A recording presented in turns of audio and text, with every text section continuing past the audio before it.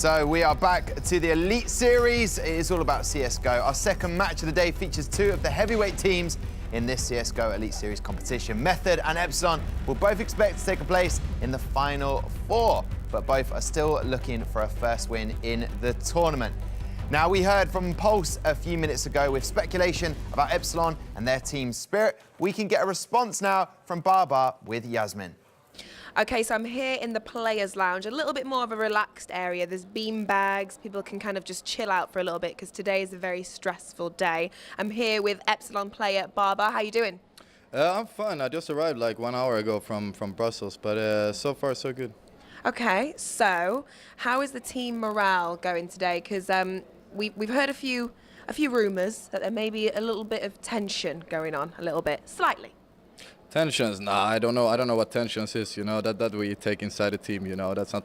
I'm not gonna tell you anything here. You know, but no, we're feeling good. We were in Brussels for almost 3 weeks. You know, so of course there's tensions a little bit when you're living together for such a long while. But no, nothing I should speak about here. No. Okay, so it's been 3 weeks of you kind of playing with your team. Do you feel like today you come back for week 2 and you're strong?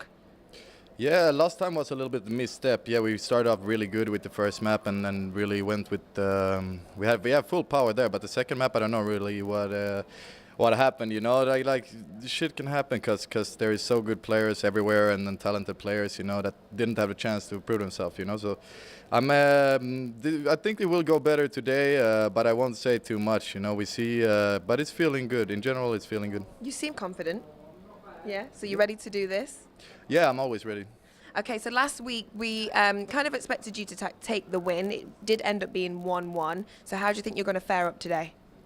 I think, yeah, I actually played, you know, with Weber and then Neil Senior from that team in FM Toxic, like back in four years ago or something. So I know those guys, and they're good guys. They didn't evolve as much as I thought they would, but maybe this is a chance with Gfinity for them to show themselves. But I think and we should win this game. Okay. Well, that is the talk. That is the talk. So no pressure, Barbar, no pressure at all. So get prepared, get gone, and I look forward to seeing the game. All right, Tom, back to you. Thank you very much, Yasmin. Barbar there. What do we know about Barbar as a player for Epsilon? Obviously, he didn't want to talk about any rifts in the team, which makes him a very professional player. But what can we expect from him today? Well, I mean, the unusual thing is if you go back almost a decade now to the end of 1.6, he was actually a star player. He was actually a strong AWPer, and he used to be like one of the main carries of some of the Swedish teams he played in. But in CSGO, he's had to completely redefine his career because, like a lot of players who transitioned over, if you didn't have the same aptitude for the game, it is a slightly different version of Counter-Strike.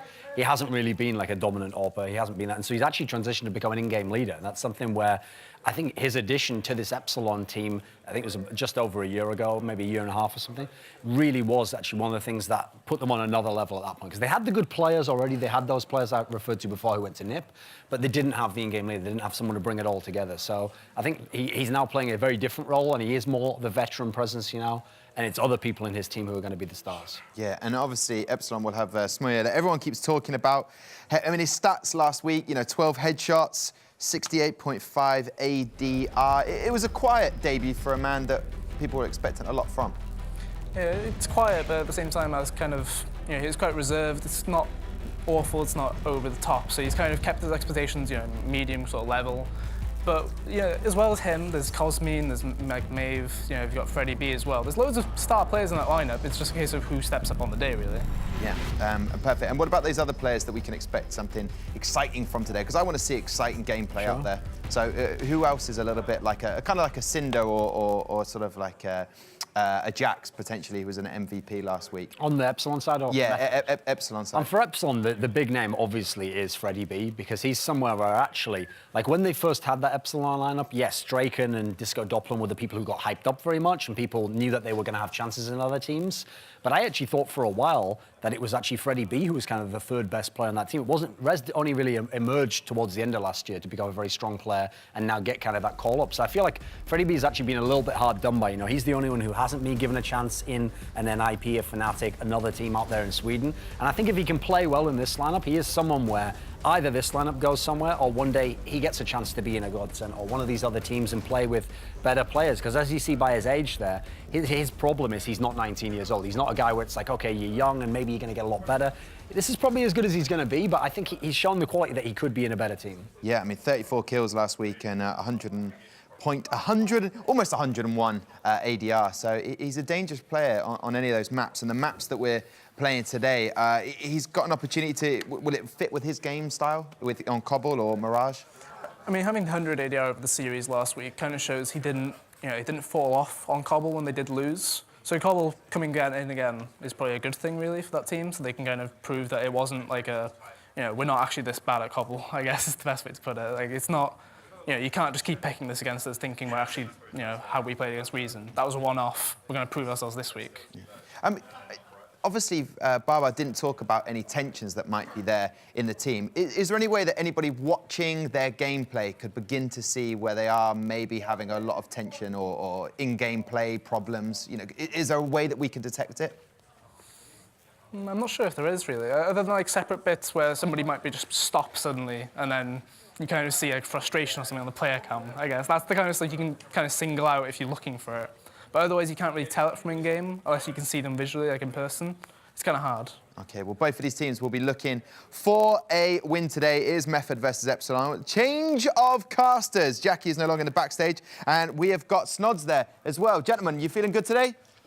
I'm pretty pumped. Of course. I'm feeling invigorated. How you feeling, mate? You ready? I'm doing supreme, mate. I'm doing very well. You always love it, don't you? You love a bit of games. You love the easy ones, but this one's actually really... This should really be the match of the week easily. I mean, before the Elite Series started, we were anticipating this to potentially be the final Method versus Epsilon. Yeah, this is going to be very, very interesting. I can't wait for this one to kick off, obviously, with the map veto as well. It actually boils down to Cobblestone quite a close game as well. That's the thing, when you look at it now, Cobblestone being the first upcoming map into this, both of these teams, we've seen them play an awful lot. Method as well. Yep. I mean, quite consistently in a lot of the UK leagues back when they were FM, Cobblestone was a fairly efficient map. We never really saw them struggle too much. I mean, we've seen Method play Cobblestone just last week. I mean, a few days ago, they played it versus Reason, had a very comfortable win on their T side. Very, very strong. They tend to lean towards that more contact, slow style play. They play together. They're very good at the trades. Their spacing so close netted together as well. That obviously when they're swarming those sites, those trade frags do come in. But yeah, I mean, we haven't really seen much Cobblestone from the new edition, bringing in Jenko. Obviously, the old FM lineup, which had Robin as well, they were so good on Cobblestone. It was obviously like pretty much an auto veto, right? You'd always ban Cobblestone versus them because of Jenko and Pulse were so good at that B site. And if you think about that as well, actually touching on Jenko, do you remember some of the big highlights back when Jenko was sort of at the height of his career when he was building himself up sort of in the domestic UK scene? Always that B site and Cobble. It was I-58. It was I-58, Cobblestone versus, it was Shiki's team, now Vex. What were they called back then? I can't remember, but anyway. Wasn't it Rise? Yeah, it was, but roughly a year ago, Jenko had that incredible HLTV clip where he had that crazy ace towards B platform, but nevertheless, the point is they are so strong on that CT side. Pulse and Jenko, let's see what they can do. One of the things as well they had before then was Robin, obviously the Swedish star, who was playing on Fish 123 and some other UK mixes, but I don't think they're playing in this one. But Robin was so good towards drop, right? And the question is now, Method, without someone like Robin, how can they really play their T-sides without having that lurk sort of player, finding information and finding entries towards other sides of the map? And you can see as well, even though on paper now they've got more talent and someone that can improve potentially to further heights than Fry could with Jenko, that's the thing. He's always got that sort of potential to mold into a bigger player. That was kind of their idea behind it. But it seems like trying to settle in with Jenko back into the fold, it's taking a little bit longer than you expect it to. Yeah, it has. I mean, they've had obviously... They're doing very well in UK Masters. They qualified for EPS. They are doing well. The problem is, you mentioned Fry 1, right? The potential there. I mean, in terms of fragging ability, they are quite similar. One of the issues was obviously communication, and does Jenko bring that? Anyway, into the first round here, Method versus Epsilon. Epsilon on that CT side, we're seeing kit, double flashbang. No smoke, so we won't be seeing some smoke diffusers come out. That could play a factor later on. Weber here goes towards big play. He's an unseen. Actually, Felipe gets flashed, peeks the angle, sees nothing. This might cause a rotation from the CT side to go back towards drop or to go towards A. Let's see if that is going to be the case there. Freddy still just holding a close angle as he is hoping they're going to push into his ever-waiting arms. But Method still just playing off the back of the time. Yeah, indeed. Weber's trying to listen out, see how many players are there. The flashbang comes in, the HC goes out. No armor there means he will fall. Let's see how they can respond to this. Freddy B peeks up and takes the head off Nilzinho very swiftly, hungry for more as well, as he's just trying to stay alive, keep himself in the action so his two teammates can rotate over, but he does fall. Leaves him in a 3 versus 2, but this late rotate where they're spread thin is going to be so abysmal. Jenko as well, close towards connected. The rotations can't come in that way. Cosmin through drop. He needs to find the head share onto Pulse. struggling a little bit as Stanley takes down Smooya. It's all left on Cosme, he rattles off an abundance of shots, but no frags go his way. He does land the flick on towards Jenko, which makes his life a little bit easier, but with no kit, he has to react fast. Encroaches upon the bomb site as he slowly tries to tiptoe up towards the bomb, waiting for them to peek into him. Can recover the kit, but they peek out at the right time, play together, and Pulse will find the shot. Method get the opening round. They do indeed. We've seen that pistol before from Method. The idea is the person with the best spawn towards B gets into the cubby B platform. He will not be spotted. No information is given away. The rest of the players go back towards drop. You smoke off, window side drop. You burst down, you split B, having Weber on the flank towards that player, towards platform. They find that entry, and as soon as that player dies towards platform, suddenly it's so easy to flood out of drop. And winning that T-pistol is so crucial as well, because on your CT side, if you force buy into this one, you might be lacking the AWP. You'll be lacking Molotovs as well if the Ts decide to go for fast rush towards that B site on the first buy round. Say they've kept in some SMGs and whatnot. Not having the Molotovs to hold off those pushes could be detrimental. That's the thing as well. Talking about that T side, even just for Method as a standpoint, Method always come in very hard and fast with dominating T sides. So much rifle prowess on the team. Everyone loves that more aggressive style of play. They will try and set the pace of the game. So them starting off T side is actually very good for them. This is where they're going to get into it. As long as they have a good showing, off the back of getting the pistol round in as well, they're setting themselves up, right? You've done the hard part. What's big as well, look at the money here. Okay, we've seen a half quasi buy here from the CT side. You've got Bar there with a Deagle flashbang bot. All of the players situated around $500. No one there has 1,100. You need 1.1k to have an AWP with Kevlar into the next buy round. We know how aggressive Smooya likes to play. Not having Kevlar could definitely be a thorn. Later comes back to bite him. So, into the second round here, Method with the MAC-10s and whatnot. Going to be the 2 sets of Kevlar on Cosme and Freddy B. For this round here, for Method, Nilzinho and co, have 5 alive, 4 alive, build up your cash, able to buy up into the later buy rounds, even if you do lose this ones. Yeah, and Method absolutely love these rounds. They're slow play style where you walk in, they're going to clear every angle, play it very slow and collective. This is where they're going to be able to come out on top. Losing no members so far as they rip their way through. They're getting the kills with the SMGs as well. Pulse will shut down Maeve here, so it does fall to the last 3 members of Epsilon, but they're just trying to back off. The thing is, Weber is in the rear with a UMP. He could rack up an abundance of cash if he plays it right here. Will give away his position as he fires off a couple of pot shots, has to react quickly. He is just going to roam around, but if he gets these frags in, stops Epsilon from getting through with any additional armor out of the round and just racks up that additional bonus as well for Method, this is going to be a very juicy round for them. Yeah, on the CT side, you still get your money loss bonus even if you don't die. So staying alive here, they want to try and avoid the SMGs stacking up the cash, which they've already done. Yeah, doing a good job as they do fire back. They take down 2 players on the T side, but Weber, he will peek out swift stuff as he finds that absolutely beautiful shot. But Freddy B, Deagle in his hand, he's doing some damage here as he just goes blow for blow, just hammering out on the trigger. Looks like he should be able to survive as well. Yeah, Galil saved there by Pulse. No AKs brought up from the T side as we head into round number 3. So, 4,000 across the board right now for Method. They might even drop over one of these MAC-10s. Might even buy a Tech 9, go for a fast rush towards B. They know they're going to be playing versus unarmored USPs, potentially, unless Epsilon want to mirror Envious Academy's 3rd round force buy. Yep. So the buy's coming in once again, and let's see how they are actually going to play this. HG's on Barbar May. They're going to be trying to get a mortar strike towards that B platform. You see Virtus Pro do that very commonly on their eco rounds on Cobblestone, but instead, unfortunately for them, it's going to be a fast play here towards A. And I mentioned before, the Tech 9s are out on 2 players, and MAC-10s as well, trying to stack up that cash. That's the thing, that aggressive shock and awe style play as well, where you just hammer through mid right now. Close angle is going to be so easy to clear with those Tech 9s. Just run and gun style CS. As long as they get past Freddy B without him getting a casualty, it'll be an easy fast play towards A. But they're also forcing the over-rotate as well, so the mind games can come into effect. 4 HP on there on Stanley. Only a MAC-10 in his hand, so even if he does 4, it's not really the end of the world. If you pick up a MAC-10 with no armor, you can't really do too much of it unless you play a headshot angle. Nevertheless, though, HG comes in, Barbar finds 1 frag and makes it 5 vs 4. Approaches to the A-bomb side, but they're getting their nades out early, and they're actually getting caught off guard because of this, but luckily enough, they strike back. 2 frags begin to go their ways, they clear the site, hungry for more, and they do pick them off very effectively. It's only 1 man left, it's Cosme, and he is out of position, slowly gets back over there. Oh, an instant dink through the door. I think they've heard that as well. They've heard the headshot come through, they know exactly where he is, sorry. The goal right now for the CT side on Eco, try and find 2 frags, which they've already done. The problem is, obviously, they found kills onto Tech 9s, not really doing that much damage to the economy of Method. Let's see, now let's find 1 extra frag. Low HP as well there onto that player. I believe it was Jenko, so if he did find that kill, would have been some extra money taken away from the Ts. But nevertheless, right? 2 players staying alive for your T side. You got 3 kills on your CT Eco, not the end of the world for themselves. as we do go into the first buy. It's going to be interesting to see the buys here as well. Let's take a look. Orp on Smooya, he does have Kevlar. He did find a frag on the eco, which meant he had that extra to $300, pushing him over the edge, allowing him to have Kevlar Orp, but no utility. Let's see how he wants to play this one. Typically, the Orp plays towards A, towards connector. You fast rotate towards B. If a rush comes in towards B or an execute comes towards B, you can try rotating through connector, get to rock, hold those long-range angles as the cross comes towards site. Still, though, Pulse and Co slowly going towards A long. It's 3 players, mirroring exactly what we saw previous weeks from Cobblestone, from Method. They tend to go for A long control in their default, take control of A long, and from there they can do an execute, they can fake it, but they're trying to get portions of the map. Weather goes towards B and throws all his nades, trying to mimic some map control.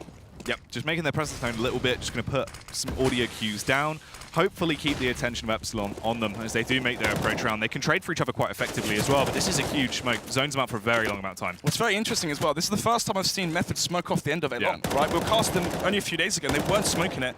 They're anticipating the Orp from Smooya to be playing around A long. They don't want to give Owen Butterfield any frags. The man on your screen right there, holding towards mid. This position here towards Hobbit, not really in the meta right now. Typically, you play towards APC because it's easier to fall back towards site. You can get caught up towards balcony if the T's get towards wood. But nevertheless, though, if he lands that first frag, that's all he really needs to do for his team. Yep. And Smooya as well, very effective at getting those sort of flashy, fast, early frags, the pixel shots you don't expect to be able to land, that just creates a little bit of issues inside of the team. And he will actually find it, shuts down Stanley as he tries to get mid-control, and now the rest of the teams have to converge. They're going to go for the split push on towards the A-bomb site. Weber coming in late for the lurk as they make their approach through. Smooya already in a new position, ready to try and get these one-and-done frags, but Jenko kicks it off with his rifling skills, finds the head of Barbar, and quickly knocks it off. Smooya will rattle off around, but he can't quite find the frag. It seems they're unaware of the location of Maeve, though, as well, and he pulls out 2 headshots as he bounds down from his angle. Nilzinho tries to commit to the bomb plant, wasn't meant to be, and Epsilon claim their first round. Nice and easy as well. The execute comes in, but as they cross, Smooya, Zorp, and Co deal the damage needed to hold off that push towards the A side. 3 players staying alive as well for the CT side, so only 2 players needing drop, and obviously utility being rebrought up. They are prone to the reset here now. You can see 2,000 across the board, 1,200 as well.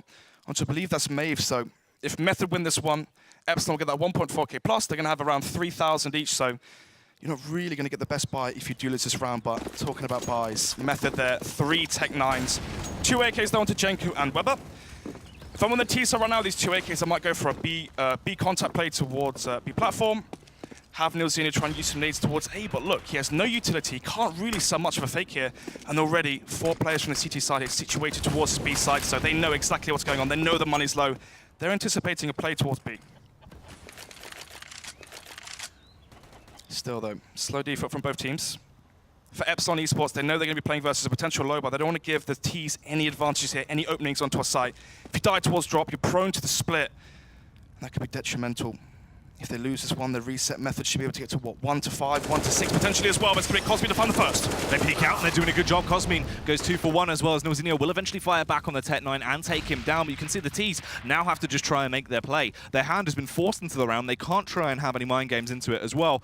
And they just have to flash themselves out, go for the all-out aggression towards the B-bomb site and hope for the absolute best. Stanley will take the first peek as he swings wide, does get their attention, so Nilzinho could try and strike, but unfortunately, him and Weber fall, but Stanley starts to do damage, kicks in the overdrive right now with the Tech 9. He is going to get spotted out, tagged down to just 10 HP. Scavenges the Kalashnikov to try and allow him to do something into the round. Frags are so important here as well because the money is low on that CT side, but Smooya, of course, doesn't miss those easy ones. Secures the frag there. Onto Stanley in that 1 versus 2, as we do see 2 rounds on the board now for Epsilon Esports. Let's take a look at the buy, see if they're going to be ecoing. So, Method, bomb did not go down. 3,000 is the average there, so they're going to be ecoing this one. This is the round now where Epsilon, they have to build their bank. You can see 100 on Barbar, 100 on Freddy B. This is the round where you have 4 alive, 5 alive. You stack up cash with those SMGs. You want to have about 4k in your bank after this one, so you're able to buy up in case you lose that 7th round. Yep, just try and earn some money into this one. Hope for the best. They're going to go for the all-out Shock-and-Awe style strat. Charge away at mid, take as much map control as you want, rub your dirty shoes all over the place. But Smooya will come in with the CZ frag, takes down Weber, as they are hungry to just try and slow this down as quickly as possible. No casualties is the best case scenario, and seems like it is just left on Nilzinho already. So it has gone the way the CT's wanted. Yeah, exactly that. Very clean round there. Could even potentially carry over these SMGs. The money on the side of Method is so low that I don't even think they could bring out the AWP. So let's take a look at the buy as we do head into round number 7. Barbar there on your screen. A very firm leader, right? Leads by example. And let's see now, 3-3 is your scoreline as we do head into round number 7. And yes, the SMGs are kept. 3,000, 5,000 down to Smir, so roughly what I said. You have the money in the bank. If you lose this round, you will be able to buy up into the next one. We might be seeing some risky plays here from the CT side as they do have some security in their bank right now. But yeah, no AWP right now on the T side. Nilzinho again has no utility. I mean, typically we see him buy up the Tech 9 and take the hit, but already Freddie B finds the frag onto Pulse, but it's a fast reply there from Jenko. Quick stuff towards this B bomb site as they're just trying to get the early advantage as the frags do start to unfold. Smew also falls as well. This is huge for Method. There is a massive chance into the round at this point. They just need to try and play it slow down the pace a little bit, and play it smart. So Barbar here with the UMP close range towards Electric. Cosmo the AK as well towards B platform, and then Maeve alone with that UMP. Nilzinho here, he can try to sell a fake towards the A side, but already Stanley misses the flick. Somehow, some way, Barbar misses that. Ridiculous. Somehow Stanley lands the flick, doesn't actually get the frag off the back of it, but responds with a Glock straight away. Cosmo had the angle cover, but he whiffs it as well. They can double peek into him now as they read it perfectly. Jenko connects the headshot, and it's just left on Maeve. Method bouncing back into the game instantly as soon as they had the cash to play with. Yeah, you can see their faces as well. They know exactly what the chances are. If they lose this round, they're again prone to that reset if it does come through. 4 players alive as well for the Method side. As I say that, there will be 3 because Stanley does fall. Maeve will find one frag in the back line as he slowly tiptoes in through the rear. Worst case scenario now, just run away with that AK-47, at least have something to play with, but he is going to try and make a bit more of a dent. Charges in, finds the frag over on towards Weber, has a kit to play with as well, and a lot of utility, so there is still a chance into the round if he hurries things along, but Jenko had it covered, spots him out by drop, and will punish. What's interesting there as well, Jenko on low HP wasn't playing the stairs position, the headshot angle, so Jenko in the open, one body shot they would have taken down, then it's, the 1 versus 1 versus Nilzinho, so potential clutch there from Maeve. Method could have potentially played that a little bit more efficient, but nevertheless, they do get the round. So, 4 on the board from Method as they do go 1 in the lead. Obviously, after winning that pistol, they've only so far had 1 buy-round win. The buy for Epsilon, though, AWP again onto Smooth, this time a full utility. Thing is, though, will they play passive? They know their money's low. If they lose this, Method get to 5. They're going to play versus a force buff Epsilon. That could be 6, and then from there, the full eco. This could be a 7-3 scoreline based off of who wins this round. And once again, we're seeing no AWP on that T side, and the utility is fairly weak as well. 2 players without utility could be detrimental if they do try and go for an execute towards the B side. Smear, though, flashes out as the smoke does fade. And you can see if he mollies this as well, clears out the whole of B platform, they can have it. Towards drop down as well. They are going to go 1 for 1 as the trades come in very early into the round. Stanley left on 44 HP though, so he's looking a little bit green around the gills as he goes through that first fight. Slow stuff now as well. They just want to slow down the tempo. Once again, go to their contact style of CS. They are making their play towards the A bomb site. It's going to be Maeve in position though, and he is unreal at defending these sites. He is indeed. Maeve here playing towards Godspot. Typically, you find 1 frag and usually you're traded, right? As long as the Ts are playing close together, they have good spacing. If Jenko peeks out here a little bit too early, and he does, but somehow, some way, he does win that round. Sorry, that duel, allowing them to have a 1-man advantage, 40 seconds left on the clock, and now the push comes in. You've got as well Stanley there towards drop, might be able to come in from behind. Making their play through Stanley, another headshot comes out as he shuts down Smuya. Cosmi's in a prime time position to deal an absolute blow. Peeks out, hits Jenko straight in the jaw as he's hungry for more as well. Roaming around, just trying to clear these angles. Here's the last ditched attempt of defending the round. And unfortunately, Epsilon can't quite do it. Nilzinho punishes him, and Epsilon let it all slip away. So, why have Method picked Cobblestone? Let's have a think here, right? They love cash. They permaban train. They love Nuke as well. Nuke is going to be the second map. I believe that was picked by Epsilon. Epsilon lost last week to Reason in a very one-sided fashion. Oh, yeah. Method obviously thinking, you know what, we can do the same. In their heads, they're probably thinking, we're stronger than Reason. If they can do it, we can do it as well. Then, so far, so good. I mean, they have only won 2 buy rounds. Epsilon winning 3, but nevertheless, it's going to be eco round here. So there should be 6-3. Another money round here for Method. You can see the UMP there onto Weber. Stack up as much cash as possible and apply so much pressure to the CT side now. Once again, the slow default coming out. Just hold your angles, play for picks. It's been working very well for them as Epsilon. They have been making the occasional mistakes. Early contact plays, just peeking unprotected. This time around, they do get the information and are actually able to fall back. Well, they have to fall back because of a third Molotov. Does stunt the push, but then again, they are playing versus the eco, luckily. Freddie B trying to get a peek out, trying to get some information. A proper Molotov comes through, money's upstairs, and now in the open he does fall.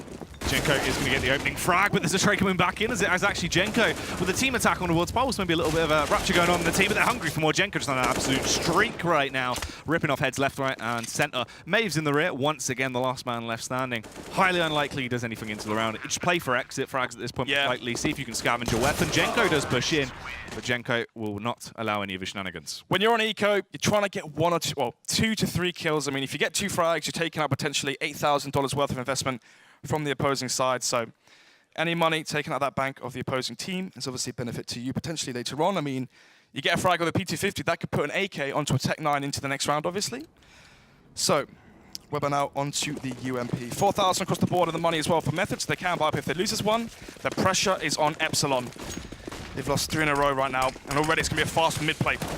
Hit him hard and fast. Let's see if that is going to work out. Weber should have been taken down there, but he pulls off the flick of his life as he hits the head of Freddie B, taking him down. Hungry as well as they just storm their way through. Not messing about at all. Maeve gets tagged down early, but it's only 2 HP. They have the crossfire, but the flashbang comes in somehow. He still fights through the blind. There's a hat trick for him to defend this side. Cosmine as well rips their clean off a Pulse with a response. 2 frags for him, and that is a great way to close it out. The counter nades there are too strong from that CT side. Flashbang comes in, disorientates the T's as they try to push up middle. What you're trying to do on that mid rush is go through mid, take control of mid, but before you go over that middle wall, railing that middle wall, you want to smoke off connector and a Molotov off towards Hobbit, have a flash over as well. The problem is though, well, they're trying to set that up before they do try and take that A site. Obviously the counter nades were too strong. Good smoke there from Maeve. Plays the off angle. Method obviously never seen that before. Catches them off guard and he finds the hat trick frag there. The 3K stunting the push. Let's see there. This is a slow round here from Method. Going to be the default coming out. Once again, Nielsen towards the A site. He has used his smoke and flashbang, so smokes off towards Matrix. Flashes through mid as well. Trying to see if he can force 2 players to stay towards the A site, and he's done just that. 2-1-2 setup. And actually what's very common right now in the Metro as well is playing double towards drop, and here's why. They're going to try and get those trades effectively, but they go 1 for 1. Barbar tries to respond once again, but Weber, even though he gets blind and forced back, he still finds the frag. They're in such a good position as well. Cosmine, it relies so heavily on him now. He needs to get the kills to buy his teammates enough time to rotate over, but it's unlikely. He does have the drop on him, but it's more of a one-and-done angle. As soon as he gives the game away, they should respond straight away, and Jenko won't allow him to do anything. Rips his head clean off. Maeve and Smooya are miles out of position. They are going to try and cause a little bit of a kerfuffle as they come over, but it's highly unlikely they do anything here, Snods. So, 2 versus 4. Should have really been going for the save here. I'm not quite sure how good their money is, but nevertheless, there's Smooya here towards Rock, trying to see if he can find an entry onto the site, make it 2 versus 3, and potentially from there it could be winnable. But he's been spotted. It's near enough impossible now, Jack. Yeah, no reason to peek at all. Just play it smart. Pulse is going to go out for the frag anyway. Rips his head off on fire. Look at that, 2,000. 0. Why is he not saving that scenario? You're going to have 3,000, roughly 3,000 on 2 teammates. You can drop over M4s. They could have had a 4 rifle buy into the next round, and instead they throw it away. What is the point? Really just setting themselves into economic hell, yeah. Yeah, lack of discipline already showing from the CT side. Maeve here wastes another $300 as well. So 7-4 now, 3-round difference between these 2 teams. Let's have a think. Helping Smooya now, is it? Yeah, let's have a think real quick. What's been successful? I think what's best right now for the CT side for Epsilon is they had success when they had Smooya with the AWP or Smooya towards B, right? Have someone to take control of platform, try and rotate a player off towards A. Yes, Method are tending to go towards that B site, but really you want information. You want, as a CT side, to have control of a portion of the map to be able to have better information and better rotations, because you saw how late Maeve and Smooya were towards that B site. Once again as well, Method getting the opening frag on the board. They take down Barbar just off these early aggressive plays. Weber, a lot of map control already. He's in drop. Prime time angle to just cut off the rotate of Epsilon. This is looking good. It is indeed. 2 UMPs as well into Freddy and Smooya. Not really the best firepower you can have. So, rotation comes in. They are heading towards B. Freddy B will find the frag on towards Weber towards drop. So the look will not come in. CT defense spread. We're in a 4 versus 4, but the problem is on that CT side you have to spread your defense. So really it's a 4 versus 2 on this B side, Jack. This is going to be so awkward, Freddie B. He needs to be the catalyst into the round, the difference maker, and get those opening frags as he is holding. He's going to spot Animals in here. This quick flick comes over. Wanted to get the spray transfer, but it was not meant to be. Luckily enough, Cosmine goes for the trade. He gets the 2nd kill as well, just in the nick of time. As Stanley will come in. He was very stealthy in the corner. Landed the shot, can recover the bomb. He's still got 50 seconds to play within the round, and a sprinkling of utility. Has a smoke as well. Smokes off towards drop. Flashbang comes out as well. Will he face with it though? That's the question. He does. They're blinding out to get the first frag. No, he doesn't. You can see as well, I thought he had that. He did as well. Whiffing the spray there slightly. Only tagging up Maeve instead. Smooth there with that last frag. We'll find it. So, another round on the board for Epsilon, and it's a 5 versus 7. Method, they had the advantage. They found the frag towards drop, but then they fell back. They went back towards B. Weber maybe pulling the trigger a little bit too early.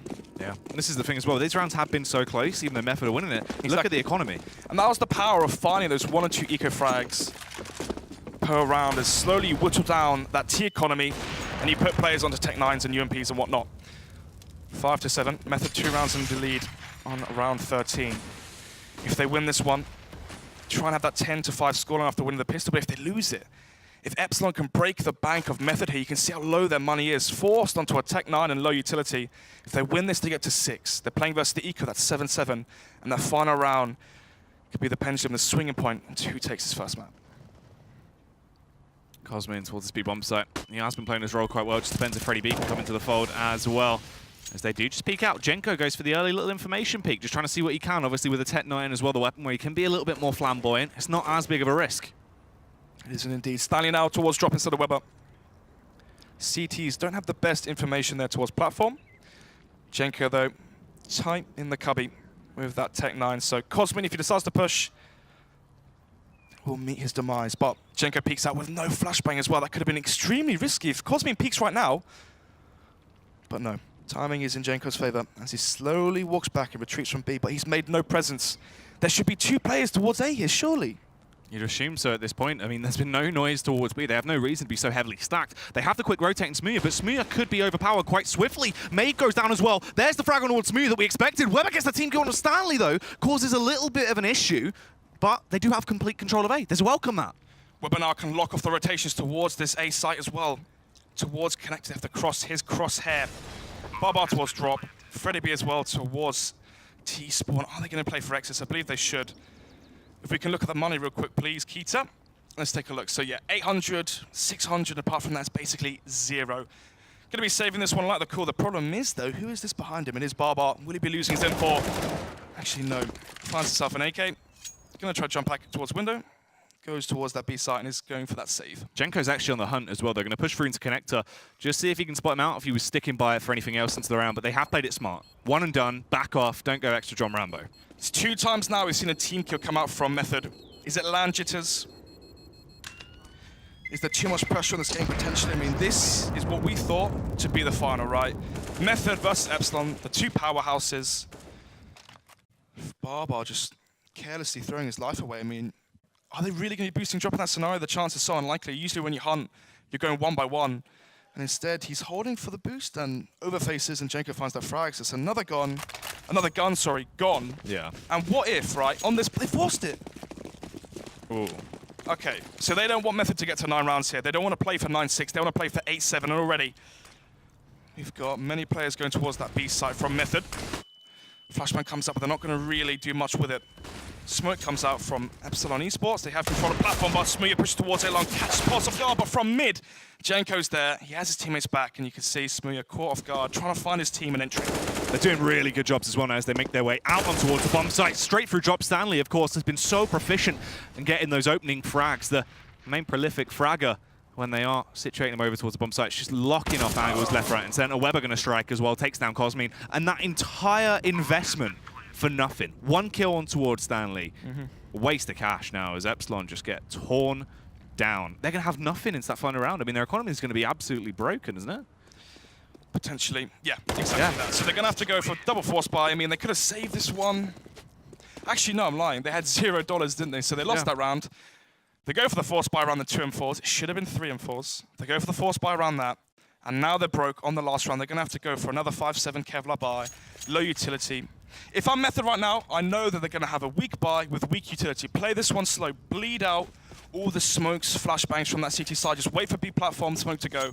wait for the smoke for mid to go and do a contact play together and try and overpower and swarm these sites versus the pistols with your better firepower.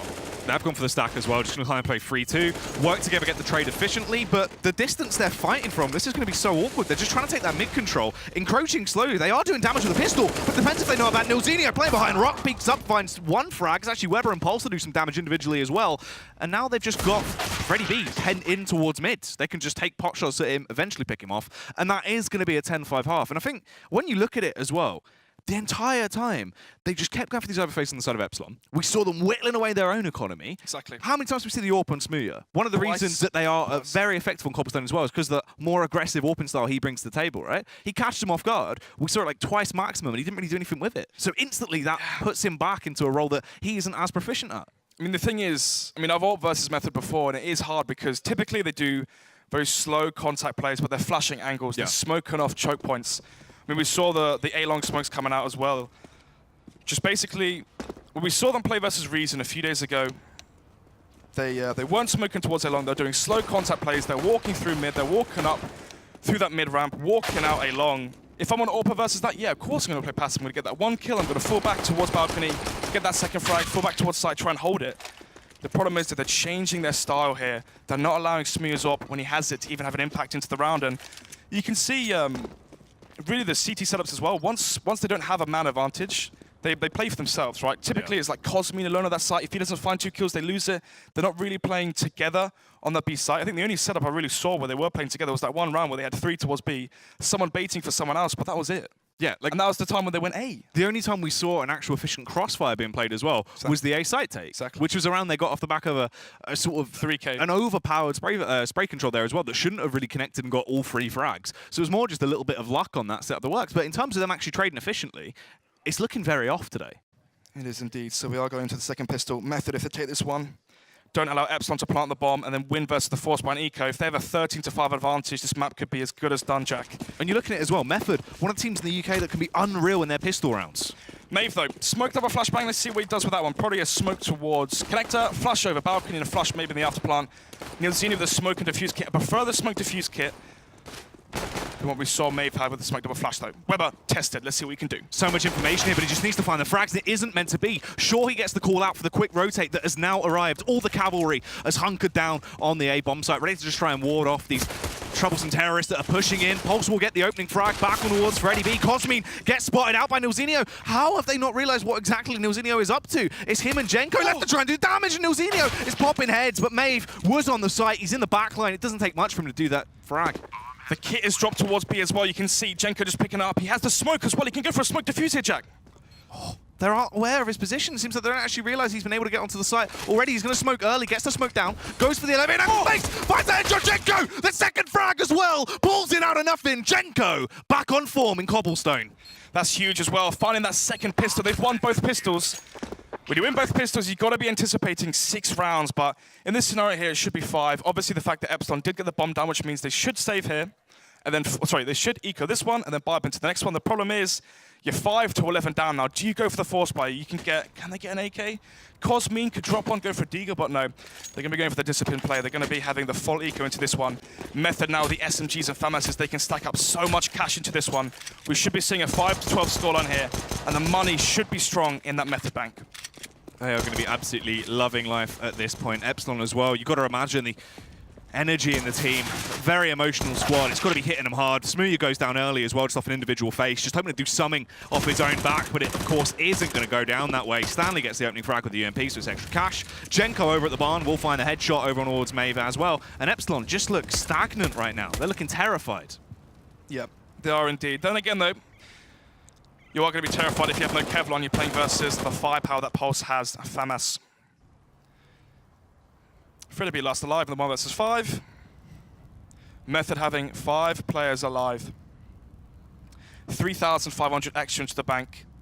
No players needing to be dropped as well. They can carry forth these SMGs. If they win the round of the UMPs as well, their money will be in such a good position.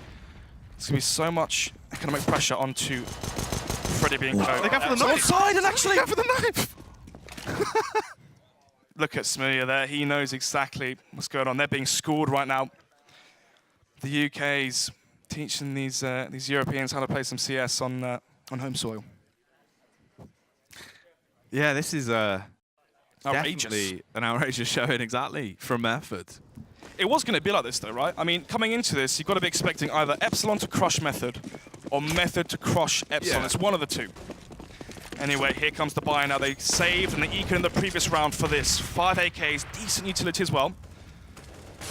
One of those UMPs has been dropped. And he's bought an M4 instead. Jenko on the M4A for this round. So, gonna be black control here from Method. The deep Molotovs come through. Barbar, low HP, only takes 40 damage though.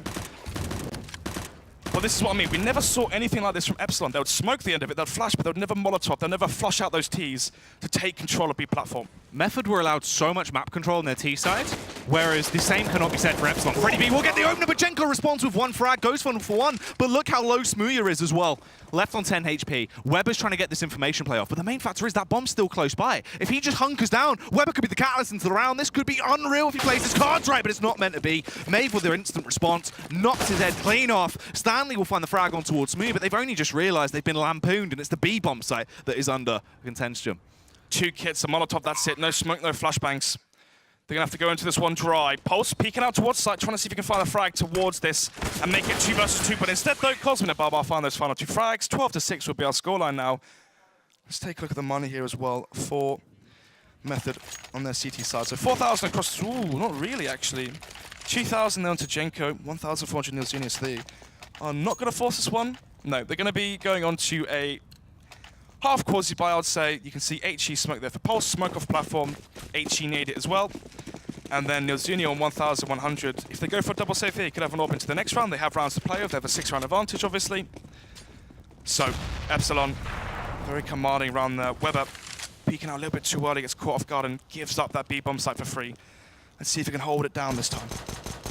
Thing is as well, it depends how calm and collective they're going to take this push towards the B-bomb site. If they're not clearing their angles like this, with the confidence that Method have, they're just going to try and take the fight to them. They pull it off the bag as well. Weber getting that first frag, even though he falls at this point. They've scavenged the AK. Stanley could be so effective into the round, but it's not going to go that way. Smooth with the spray down as he is getting these frags off. That's going to be the hat trick for the man. Hungry for the quad kill, as he will eventually take it. It's all just left on Jenko, and he is miles out of position, trapped over at A, trying to work out what the hell has just occurred at B. We are potentially hyping up an Eco 4K a little bit highly, but then again, right, think about it. 4 players alive now for Epsilon. Jenko, if you can find another frag here, try and take out another $4,000 worth of investment. We could be seeing better Eco come out from them, but he lives just about, and as I say that, Freddy B will find that frag as Jenko goes to the reface. 12-7 now, round number 20. So, let's take a look. Oh, we can take a look at the buy. We can see Smooth's beautiful face. Sure, you can also see his beautiful entry on towards the B-bomb site. And the thing is as well, touching on the reason why one of these rounds are so important for him is him as an individual, a very emotional player. You feel like this is going to fire him up, get him back to that spot where he needs that confidence. So, AWP now, Weber and Nilzunius as well. Are they going to be doing the double up setup we see? We see G2 run this, we see Virtus Pro run this, Pasha towards B, and then you have Snacks towards A. You've got Shocks towards B, you've got Kenny S towards A, and this time Nilzunia playing towards Connector. He will be the rotate AWP. Weber holding down that B site towards Statue. Typically, though, this changes up the rotations as well when you bring out the double AWP. Instead of the AWP rotating towards B, you don't want 2 AWPs in that B bomb set, right? You want to rotate over the Rifler, and the Rifler is Jenko, but look how far he is towards Wood. Epsilon could maybe find some weakness here towards the B site. If they do smoke execute, they could only be playing versus 2 rifles and 2 AWPs. Yeah. That could maybe catch them off guard or catch them out, but nevertheless, though, Maeve comes down here towards Electric, peeks out, spots nothing. Counter smoke comes in towards Electric now. Method trying to contain the Ts. They know where they are. As I say that, though, they have no control towards B plat. They don't really have any presence as well towards this A site. And now look, you can see the swap, right? The rifle comes towards B, towards window, and the AWP is now the anchor of the A site, so they're playing it properly. Yeah, they've sold the idea as well. Implanted the seed of doubt in their minds. They do believe this is going to be that late round B play. Maeve spots out Stanley. Luckily enough, he actually stays alive. That's so important. If he'd been taken down, this could have been even more of an awkward round. It will be the push towards the A-bomb site. Rides quite heavily on Nilzinho, holding them off. Stanley finds a frag on towards Maeve as well. So that rotate play is taken out of commission. They can rotate over as freely as they like to try and recover the bomb site. Jenko doing damage to the M4 as well. Cosmin will respond. Nilzinho needed to find the frag, but unfortunately he doesn't quite land. It leaves them in a 2 versus 3. A slow, timid approach from Epsilon now because they don't want to run the risk of losing this one. But Weber will land a massive shot. Takes down Cosmin. It's all on Smooya. His rifling skills have been looking better and better. An artist with the AK when he's on point, but with 10 seconds left to play with and he's out of position, it's not around. He's going to be able to win. Weber will strike. and they bounce back instantly. The AWPs picking off each player one by one. As Epsilon fall to the hands of the AWP there from Weber and Nilzinho. 30-7 out, round 21. 6 rounds separating these two teams. Method need 3 to close this one out. Epsilon need 9. 9-3, and you know, looking at the consistency of buy rounds as well, Method should really have this one in the bag. UMP onto Maeve. Apart from that, it's going to be some strong firepower there. 3 AKs and an AWP. Fast play as well, Barber of the AK. A stern leader trying to take matters into his own hands. He does just that as he finds the frag onto Weber. This is what he needs to do as well. Lead by example, get those opening frags, reinvigorate his troop. But unfortunately, it will not go down like that. Instantly gets snubbed out as Stanley fires back over towards B. Bit of a stalemate now as they're left in a 4 versus 3. 2 players towards drop down. They're going to be bringing the bomb over now. But Pulse, he has been very proficient in holding drop down. I mean, almost consistently throughout his career, very effective as you will get the opening frag. But this time around it is a trade. Maeve left on 12 HP though, Snods. It's not the best case scenario, is it? It isn't indeed. Let's take a look now. Smooya with the AWP going to be challenging Stanley, who has that AWP as well. Peeks towards Chicken Coop over the smoke, but won't see anyone just yet. Stanley right now, let's see. Is he holding the angle towards the right side of the box? Smooya has the bomb as well. If he falls here, the round could be over. Instead, though, he's worried about Electric, and already they managed to find themselves out of the platform and towards Speedway. Contact AWP Smooya, but he misses. The apple crumble gets served up. This could be the difference maker as well. They're completely aware. They can cover block, smoke him off as he has to try and charge in, force them to break rather than just bend as they're alive. Going to commit to the bomb plant now as well, just with a fake, hoping to bait him in. Stanley gets the opening frag, retaliates with a Tech 9. Time's ticking away. He's got 25 seconds left to try and pull this round out of what is looking like it's starting to slip away. But he will find the frag on towards Jenko. Can now fully commit to the bomb plant. It's an AWP versus AWP battle. Kit there on Nilzinho whiffs the shot towards platform, and Smooya peeks out as well. Nilzinho has no idea that Smooya's changed the angle, but actually baits out the shot. Crosses towards stairs. This is close now. He has made himself up towards the site. No real utility to play over on either side. Just trying to find that first angle as they play on the contact style. They will find the frag in the end. It's going to be Smooya to shut him down, but too close for comfort. You saw how they were trying to force the play, force the plant, force the 2 versus 3. Smooya there towards Statue, wide facing towards Rock, towards Connect with that Tech 9 in hand. Epsilon right now desperate for these rounds. And even though they won it, you can see a UMP there onto Maeve, and the buy is so weak on Method as well. They did win pistol, but losing this buy round has broken their economy. Weber there on the scout, they are going for the force, but if they lose this one, Epsilon gets to 9. They play versus the Eco, should be 10. 10-13. At that point, the winner of the next buy round should really be taking this first map here on Cobblestone. Pulse, though, so strong towards drop. The only person I see, or the first person I saw play that off angle towards drop was Phelps, back when he was on Immortals. You play the off angle, when someone peeks out to check window and peek towards window, you're able to see the tip of their head and find a nice easy headshot using that off angle, but usually only works once or twice, right? We've already seen Pulse use that angle twice. Are Epsilon going to be expecting that? Will they try and counter it? It's the thing as well, Epsilon seem frustrated in some of their decision-making, where they're going into those sites. We saw them not really clearing as common angles, and it's coming back to bite them absolutely massively. Into this buy as well, Method. Occasionally they do pull out some cheeky stuff with these off-buys. Maeve's in the backline though, finds Pulse. This time around, him being taken down gives so much map control to the T's, and it's just going to be easy for them to do what they want. Tags come out, Maven 1 HP, Barbar on 6. Philip B finds another frag onto Jenko. All down to Weber now with the scout. You can see the headshot there from Cosmine. Will send us to 9-13. And this should be the eco as well, right, from Method, right? 10-13, 3 rounds separating these two teams.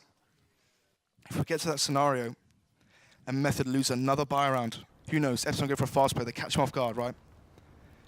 11-10. Another force buy, another eco. We could be seeing a 13-12 scoreline if Epsilon do win this next buy round. But obviously, they are versus the eco right now. Problem for them is, yes, you can try to build up money into this round and able to buy up if you lose rounds, but you've only got 3 rounds to give. You lose 3, Method get to that all-important 16th, and they take this first map. A slow contact style approach now as they take control of side, slowly getting their feet wet. You can see how close they are as well. They're playing for the trade game. Not giving away exactly where they are. They might actually be able to catch off. Who is this towards ABC? That is Nilzinho. Peeks out, spots one player, goes for the reface, and somehow, some way he's still alive, but eventually Cosmo will find that frag, and very close spacing towards these two players, and that means they can play the trade game. Freddy B kind of a little bit far ahead there, but nevertheless, they're playing versus unkevlared enemies. Nice, easy spray downs. Yeah, gets the dink as well now, so will quickly be eliminated. That's a nice little double kill.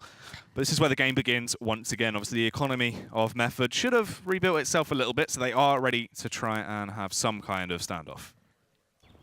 So, round 24, what's the buy? 5 M4s on the Method side, 4 AKs and an AWP on to Smooya for Epsilon.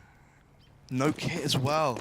No kit. And look how lacked their economy is as well for terms of nades. No Molotovs. Yeah, they have no AWP. Epsilon been doing a lot of A-long contact plays. I want to see a double setup here from the CT side of Method. Double towards Matrix, double towards A-long. And yeah, I like this. They should be able to find one frag here, fall back towards mid, or try and retreat back without giving away a frag to that T side. So let's see. The problem is that you can see if Jenko doesn't find a frag here or gets traded instantly, that leaves Nilzino in such an awkward position. He needs the frags. Smear on the contact up as well can normally be a nuisance, but Jenko kicks it off. They're not aware of the location of Nilzino as well, as he strikes and gets the double kill. And he's in the rear. Maeve running straight past him, but he's not going to clear it. Barbar's quick on his heels, but luckily enough, Nilzino is aware of it. Here's the audio cue. Pulse comes into effect, and Method instantly start to lock it down. That's what we were lacking from Epsilon's CT side setups. Playing together, doubling up, having each other's angles. And you can see, Jenko finds one frag, gets traded out, but look at the position Nilzino was in.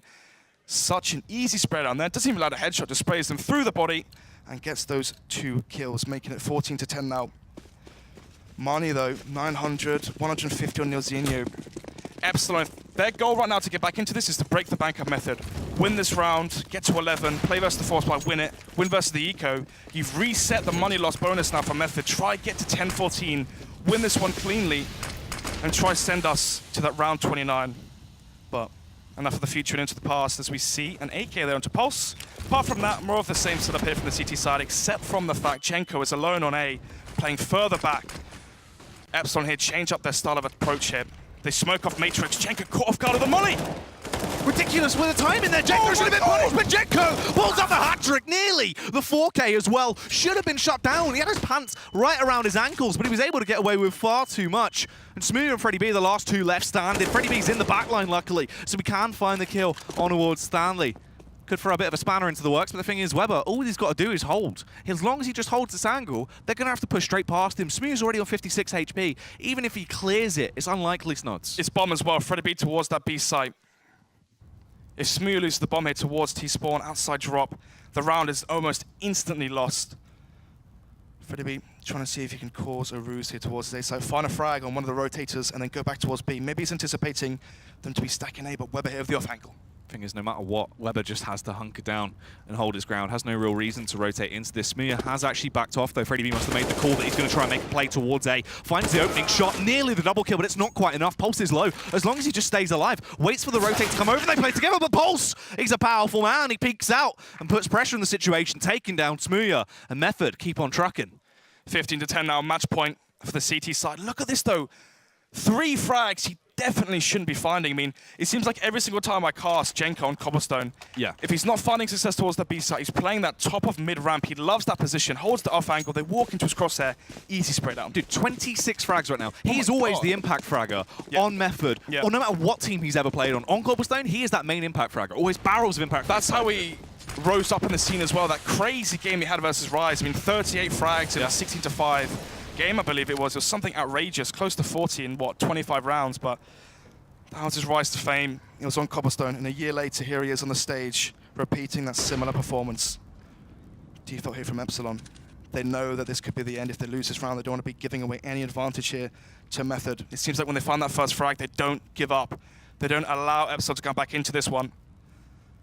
10 onto Barbar, UMP on Smooya. UMP is well onto Maeve. They haven't opened Freddie B, right? Tom asked the desk, what could be a sign of there's issues in a team, right? And this could be it. The fact that Smooya the AWPer is not the one AWPing. Is there a power struggle right now on this T side? Potentially some bickering going on. You never know. Freddie B will go for the early face towards mid, though, just playing for information right now. Maeve's actually very up close, though. He's already managed to get in towards Matrix. And he is trying to run his luck a little bit. He will be that late round look towards the A bomb site when the true attack is going down towards B. Heavy drop down control here. CTs, though, wise. They don't want to play anywhere close to those Tech 9s. Playing far back. Let's see, who's number 8? That is Pulse. The dedicated drop player. Actually leaves drop, so Electric could potentially be wide open. You can see as well Stanley playing such an open position as well. And soon he finds the first one to main. Here it comes. Oh, Weber whiffs the shot though. Whistles again as they actually try and push their way past. He's struggling. He does land the flick. Luckily enough, it is a tag on Smooya. Softens him up enough for Pulse to take him down. As Someone land a shot! Way through. They need to do something. There's no time left to play of as well as they are on the bomb side, but they lose. If they can't plant right now, they're not going to find the frags. This round's over. Method have locked it out just by holding for time. Battle of the whiffs there towards Chicken Coop and B platform. Then again though, right? If you're on that CT side, all you're doing is causing time. Even though he's whiffing, he's dodging, he's darting, he's peeking, he's falling back there, jiggle peeking. The whiffs came through, the pressure got to him, and the factor's missing, they ran out of time. I think this sums up the entire display of Epsilon in that matchup. That final round really puts it into a nice little package because the thing is, they look scared the entire game. And not just that, the fact that the AWP was in Freddie B's hands, why was Smoo not wielding that, the primary AWP, for this international side? It just looked messy, they looked confused, it looked like there was just odd decision making, and it didn't work structurally. They didn't seem like it was a fluid transition, they were all over the place. They were indeed. So, map 1, what was that, 16 to 10 or 16-11? I think it was 16-10. Map 2, yeah, 16-10. Map 2 is loading at Mirage, but I believe it was Nuke. I think it is actually Mirage. I don't think that Nuke made it through, luckily enough. Is that Mr. D? It is indeed, Mr. D. I just wanted to say, Snods, obviously, it's a big day, so I thought I'd bring that in. What a match that was. Method taking a 1-0 lead against Epsilon. We're going to have a quick break, but first of all, it's a happy birthday for Snods. Thank you. 20 today. No longer a teenager. Let's take a look. Best Two card. Snods, have a Growing great up, isn't day. Casting you legend from Tom. Oh, mate, but you know what? There's No no money in kisses, there. though? No kisses, no money. have to do It does that say with love. live. Oh, Anyway, that's listen, after. we'll tell you what, we'll have a little quick break, then we'll come back and then we'll see map 2.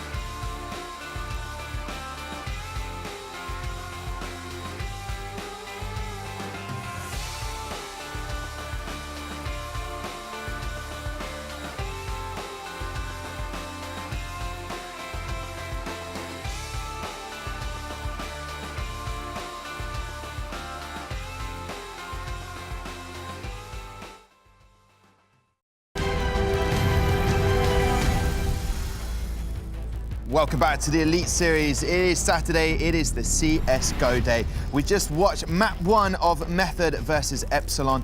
It was Cobblestone and it finished 16-10 to Method. Very, very strong right there. One of the players standing out after that was Jenko. I believe his ADR was about a 1-2-4. So he is absolutely bossing it today.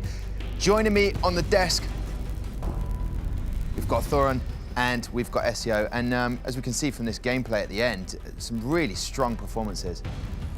Yeah, Jenko especially. It felt like he was back in his comfortable zone. I remember Snods mentioned it. I think it was an I-Series last summer against Rise Gaming on Cobble where he was incredible. It felt like he was just watching that same game. Yeah, I mean, it was lethal. Jenko was lethal. He was sick very early on in the last match last week against Excel. Sick again today, but on his gameplay this time. Yeah, and obviously there's a couple of players. Stanley as well had a very good game. And you looked, when Method was running away with the game, where they were right up at like 13-9, 30, a bunch of the other players were sub 10 kills, you know, so it's not like the entire team was just dominating the game, but all the key impact kills were there from the star players over on the side of Method. And it's surprising when you think about the interview before the game where, I mean, he sounded pretty lackluster, didn't he? Like he didn't feel that confident because they looked night and day compared to the other UK team we saw earlier, Reason, who were fairly lackluster entirely in the game. Yeah, there was various points where Nilzinho and Weber were able to AWP. I mean, there's the stats in front of us there about Jenko. 27 kills, ADR is 1-2-4. I mean, an elite rating is 21.17. That's sort of, you know, that would beat any team, those sort of stats. Yeah, it's an outlier, definitely. I think you mentioned that the elite rating average is about 10. Yeah. So to have more than double that. He's basically two players out there. Yeah, he was effectively two players. I think he did combine to have more kills than two of their players as well. This was a 2 against 1 that he had at some point during the match when it was a 10-5. Pistol. And actually, when you consider how the game ended, obviously the pistol rounds were very key in this one. Yeah, Method took both pistols, and obviously this is the 2v1 that Jenko got. It's very lucky he did manage to get that kit along the way. Otherwise this probably wouldn't have been possible. oh, That first shot's ridiculous. just flipped to a knife just for good measure there as well before defusing Obviously. a bomb. Is there anyone else who stood out for you? You know, good or bad particular play? Thorin mentioned Stanley. Like Stanley was another one who I think he was only like 5 kills behind. He was picking up the AWP sometimes as well. I think in the last like 4 rounds he did have the AWP over Weber. So obviously he stood out as well. And we mentioned Weber before, and I even mentioned Pulse. They didn't really need to do as much. Like Thorin mentioned that they were both on par 10 kills. Like they didn't do that much, but. They won the game, so they should just be focusing on the second map now. It was really good team play. We spoke to Baba, or Yasmin did, before map 1, and he didn't want to talk about any tensions, but began to see it. Obviously, Jackie and Snods alluded to it, with Smoya not even AWPing. That's his normal role. Yeah. Can we read too much into that? I mean, what are they a settled side? Because they didn't look like it. I mean, they are obviously very new with this mix. Like, it's not a natural lineup that you'd expect to see play together. But I actually think that it's the factor that they're staying in that same team house, though, because that element where you're not just practicing together, you're literally around each other all the time, that is going to potentially cause tensions if people just don't get along.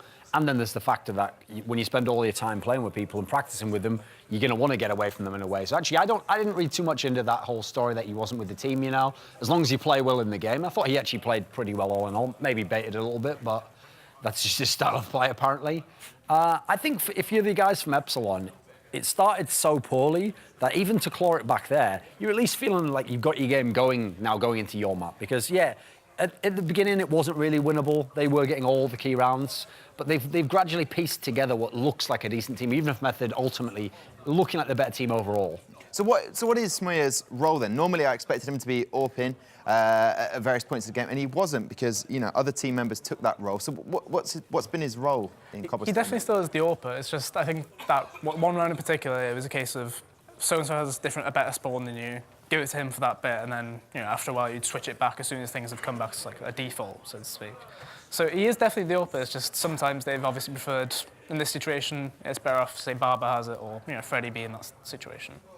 So next map, we can look at it. Map 2, let's talk about it because it's Mirage now. What can we expect from that? We haven't seen Mirage today in matchup 1, so what can we expect from this map?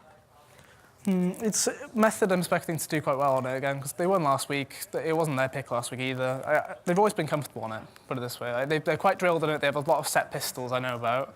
They've got a lot of set strats as well. So against Epsilon, who might not be as, say, drilled on this map, it could be quite good for them.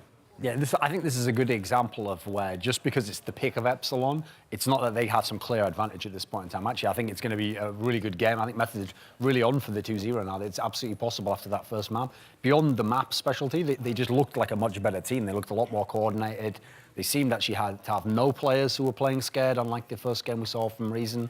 So I think this should be a tight one, but I think Method can go ahead and potentially 2-0 and really kind of make a statement for the rest of the tournament. Yeah, from someone at SEO that just was recently playing for Endpoint, you've just lost your first map. What do you do? How do you communicate as a team? Do you know, to give an insight into people who are just getting into CSGO, how do you turn it around? Well, obviously, you just need to make sure you forget about it. It's, as much as you want to think about, oh, but we could have done this, we could have done that. It doesn't matter now, like, it's happened. You can kind of forget about it. Their pick, we got 10 rounds there, we were unlucky a few times, that's fine. Just move on, focus on your next map, just forget about what happened. Kind of like your time in Endpoint, you know. It happens. Forget about it and just move on to the next map. Exactly. Well, we can see the boys right now on the screen, and they look pretty focused. I mean, that's some well-slicked hair there. I absolutely adore that. Hats on, sort of heads down, just getting on with it, and Smear right at the end there. Just getting ready. Do they have a coach, Epsilon? Do they have a coach that comes? No, they don't. What's the downside to not having a coach when you might need one right now? A sixth pair of eyes is obviously an addition you can have just to overview things, but it can also work as like a sort of middleman to speak to. If it's the conflict, for example, they can have, well, this player's having an issue with this player. He can be their kind of mediator, so to speak. But obviously you're missing the in-game part as well, where he can help get tactics, for example, or defaults, that kind of stuff. So it's useful to have it, but it's just you need to utilise it correctly. The thing is, in their particular case, if they don't have someone who fits with the team, or they don't need it, for example, an upside of living in a team house is, in theory, you can work on things all around the clock. You know, you can always be talking to someone, I've come up with an idea or something. You don't have to wait till you see them the next day. You're there in the team house. And then you've got to consider, since Barbar really has dedicated himself to being the in-game leader, teams with stronger in-game leaders or people who have a very set way of playing don't need the coach as much, you know. It's more the more inexperienced or the looser in-game leaders who tend to want their coach to kind of make up some of the slack for them, to do the research, to watch the demos. For a game like this, and especially for a league where you already know who you're going to be playing in advance, if you're the in-game leader, you probably can get a lot of that work done. So I think maybe not as much of a concern at this tournament. Could it be a factor that you just overplaying? I mean, you know, heaven forbid we know this, but for these I know UK players won't know what that means. Overplaying? Yeah. Well, what would be a sort of stat? I mean, obviously Epsilon got that house time. It's you wake up morning, you play till about 8, but you can overplay, you can overthink things, and you can't just let your natural fluid game come out. Sure. I think really that's just something you have to learn by experience. You know, you figure out for tournaments how to peak for them, like how to do practice in advance. Sometimes you want like a cooling off period after your practice so that you come into the tournament and you want to play Counter-Strike, you're into it in that sense. There certainly can be some burnout if you just play, you know, the 4 or 5 days very heavily beforehand. Then if you kind of hit a bad rut, it's going to be tough to get out of it. I think for every team, though, it's different. It depends on the mentality of the players in the team. There's some players just love to play, and they want to play as much as possible so that they feel totally prepared. That's where their confidence comes from. Some players, yeah, if they're someone who they suffer from a bit of burnout, then, yeah, maybe you want to give that guy a bit more rest, just have him just start to simmer in the game. Now, I know the players we can hear in the background are just sort of getting ready, getting settled. With Method going into map 2, they didn't pick this one, Mirage. How were they looking on the CT side and on the T side? Were they looking sort of even par? Honestly, in Cobble, they felt a lot more comfortable. I mentioned on Nuke, they didn't look like they actually knew what they were doing for the most part, which, you know, it's kind of a bit difficult to watch, really, sometimes. But Cobble Nuke's different. A difficult one for CT and T side. Yeah, you know? like the T side especially, it was like their default. They kind of had an idea of what they want to do, what they want to do when they reach X position or Y position, what we're going to do, like, you know, at a minute in the round or something like that. So it's a case of, like, being comfortable, I suppose, is the best thing. Like, they clearly know what they want to do. It's just make sure you do it. Like, don't stray off for no reason. Perfect. Well, listen, I gave him a birthday card just a second ago. He's over there. I'm sure he's enjoying that birthday celebration over there. Loving it. Mate, I love that. Oh, please keep that there. Of course. And Jackie, looking forward to map 2. Yeah, for sure. Yeah, I think this is going to be good. I mean, we've got the good luck charm now as well, right? Exactly. So the energy's got to be high. We've got to be absolutely loving it. And this is the thing, getting into Mirage as a map for them, it's interesting because we actually saw them play Mirage 2 days ago. Method, yeah. Notoriously, back when they were FM, they are so strong on their T side. I mean, I've AWP'd, I've played versus Method on Mirage before, and one of the things is they're very good at smoking off angles, flashing angles. It's very hard to AWP versus a team like this. Question for me is, what happens when Epsilon can't find those entries across the map? Even on their CT side, what can Smooth's AWP do towards mid? Things as well. If we look at it just as a statistical benchmark, the game they played over on Thursday was against Reason. Yeah, Reason haven't had the best showing today. Did get the 1-1. Yeah, Reason actually went 1-1 against them. Nearly actually took the... no, wait, wasn't it the 2-0 for Method and they nearly took it 1-1? I meant last Elite Series. Yeah, sorry. That's what I mean. Method actually have taken it with the 19-15 in overtime on Mirage. But it was actually a very good showing on Mirage from Reason. Looked very, very skilled. They were looking dominant. Coming into this, it depends how well the Epsilon plays here, because we know how structured Method is. We know what's in their playbook. We've seen a lot of it. But for Epsilon, it's more of a limiting factor.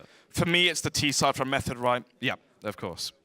The T side is so strong. They play very methodical. They can play the loose style. They can play that contact level of play if they need to.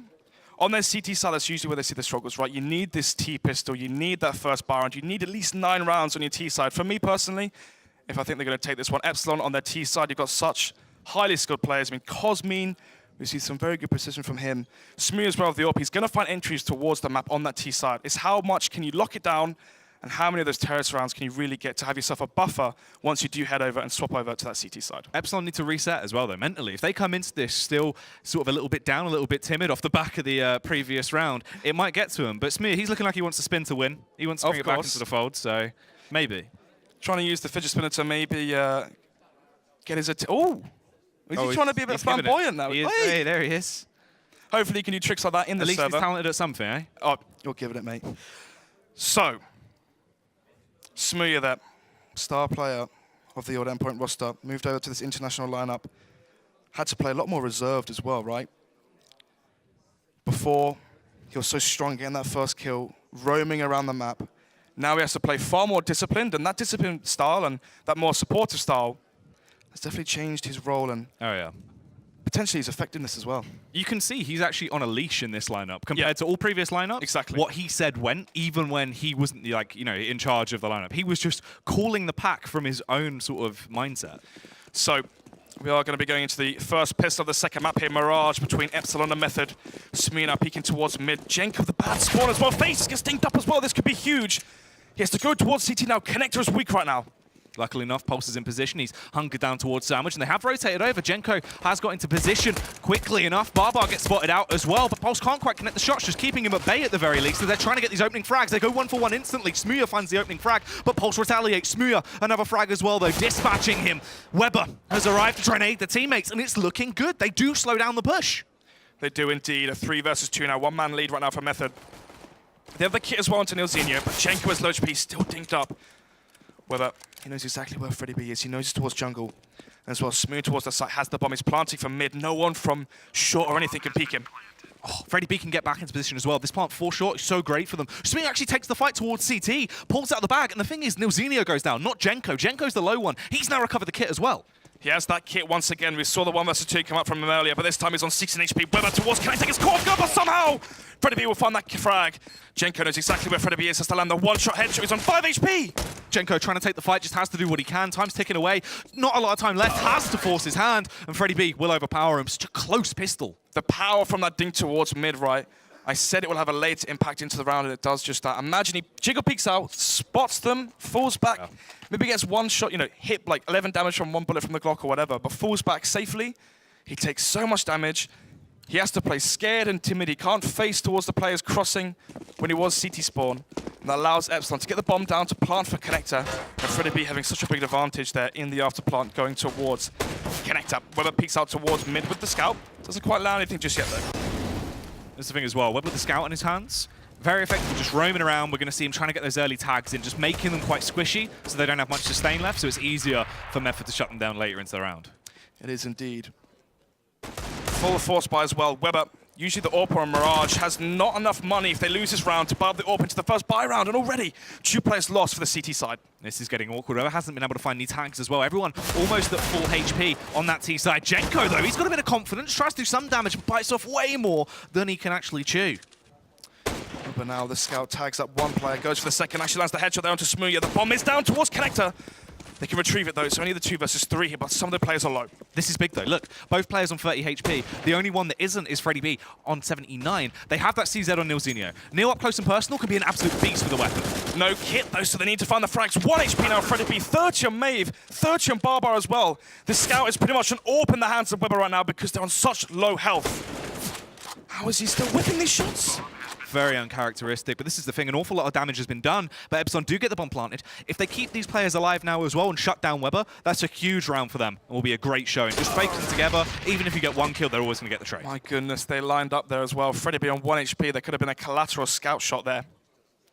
Weber, the AWP for Method on the CT side of Mirage, goes towards window, very good at making the Kenny S jump there towards short, or the JW jump. It's very important as well to land that jump or be able to, because you jump on short, on the railing, you can see above the smoke, you know if Epsilon are coming out top mid. If they smoke top mid to try and cover info, but there's no one there, you know they're stacked towards A or B, and it's going to be a contact or an execute. Come around hitting with a fast play though. Smooth just wants to try and rack up an awful lot of cash. Try get some extra dosh so we can get the AWP out sooner rather than later. We'll find the 1 headshot on towards Weber. The AK comes in to punish Jenko and Stanley. Actually, Pulse does find a frag. He's in a good position, nearly gets the double kill. It would have been manageable, potentially. Nilzinho as well scavenges the AK. Even if he just backs off now, Exactly. not too bad of a round. Why on earth is Cosmin jumping through that smoke versus the eco? Gives away $4,000, $5,000 worth of investment. Now Nilzinho has an AK towards B. Fairly undisciplined plays here from Epsilon.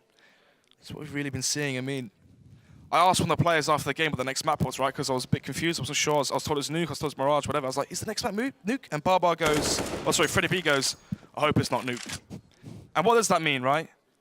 They rely on the puggy style of play, right? They've banned Train. Yeah. They've banned Nuke. They prefer the looser style play. The problem is when you're playing versus a team that has a similar level of skill than you, which Method definitely does, you don't have that tactical depth to fall back on, right? When things don't go your way, what do you fall back to if it's not just headshots and opening kills from Smooth's AWP? Thing is as well, it's got to be frustrating for Barbar. Because when you look at it, Nilzinho as well, so much more of a depth in his playbook, a lot more to work with. The team has a lot more strategy as well. Even though with Jenko coming freshly back into the lineup and they've had to adjust things slightly, they still have way more time spent together as a core than Epsilon have been able to get together. They do indeed. So, get into the first bar round now of the second map. Method at 0, Epsilon at 3 after winning the pistol. They have brought over this UMP onto Maeve. AWP on Smooya, no AWP on the CT side. Weber here towards Connector playing rather aggressively. Spamming that smoke towards top mid.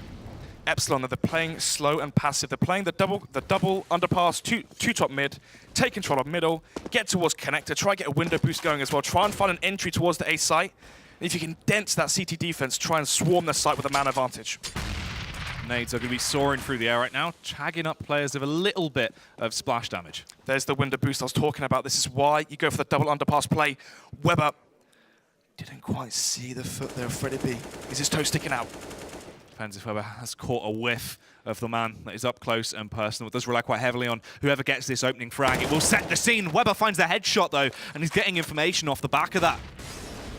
So, first frag there, going in favor of the CT side. Weber without the AWP towards jungle, but the M4 does find that kill. Maeve somehow, some ways, lurked up short.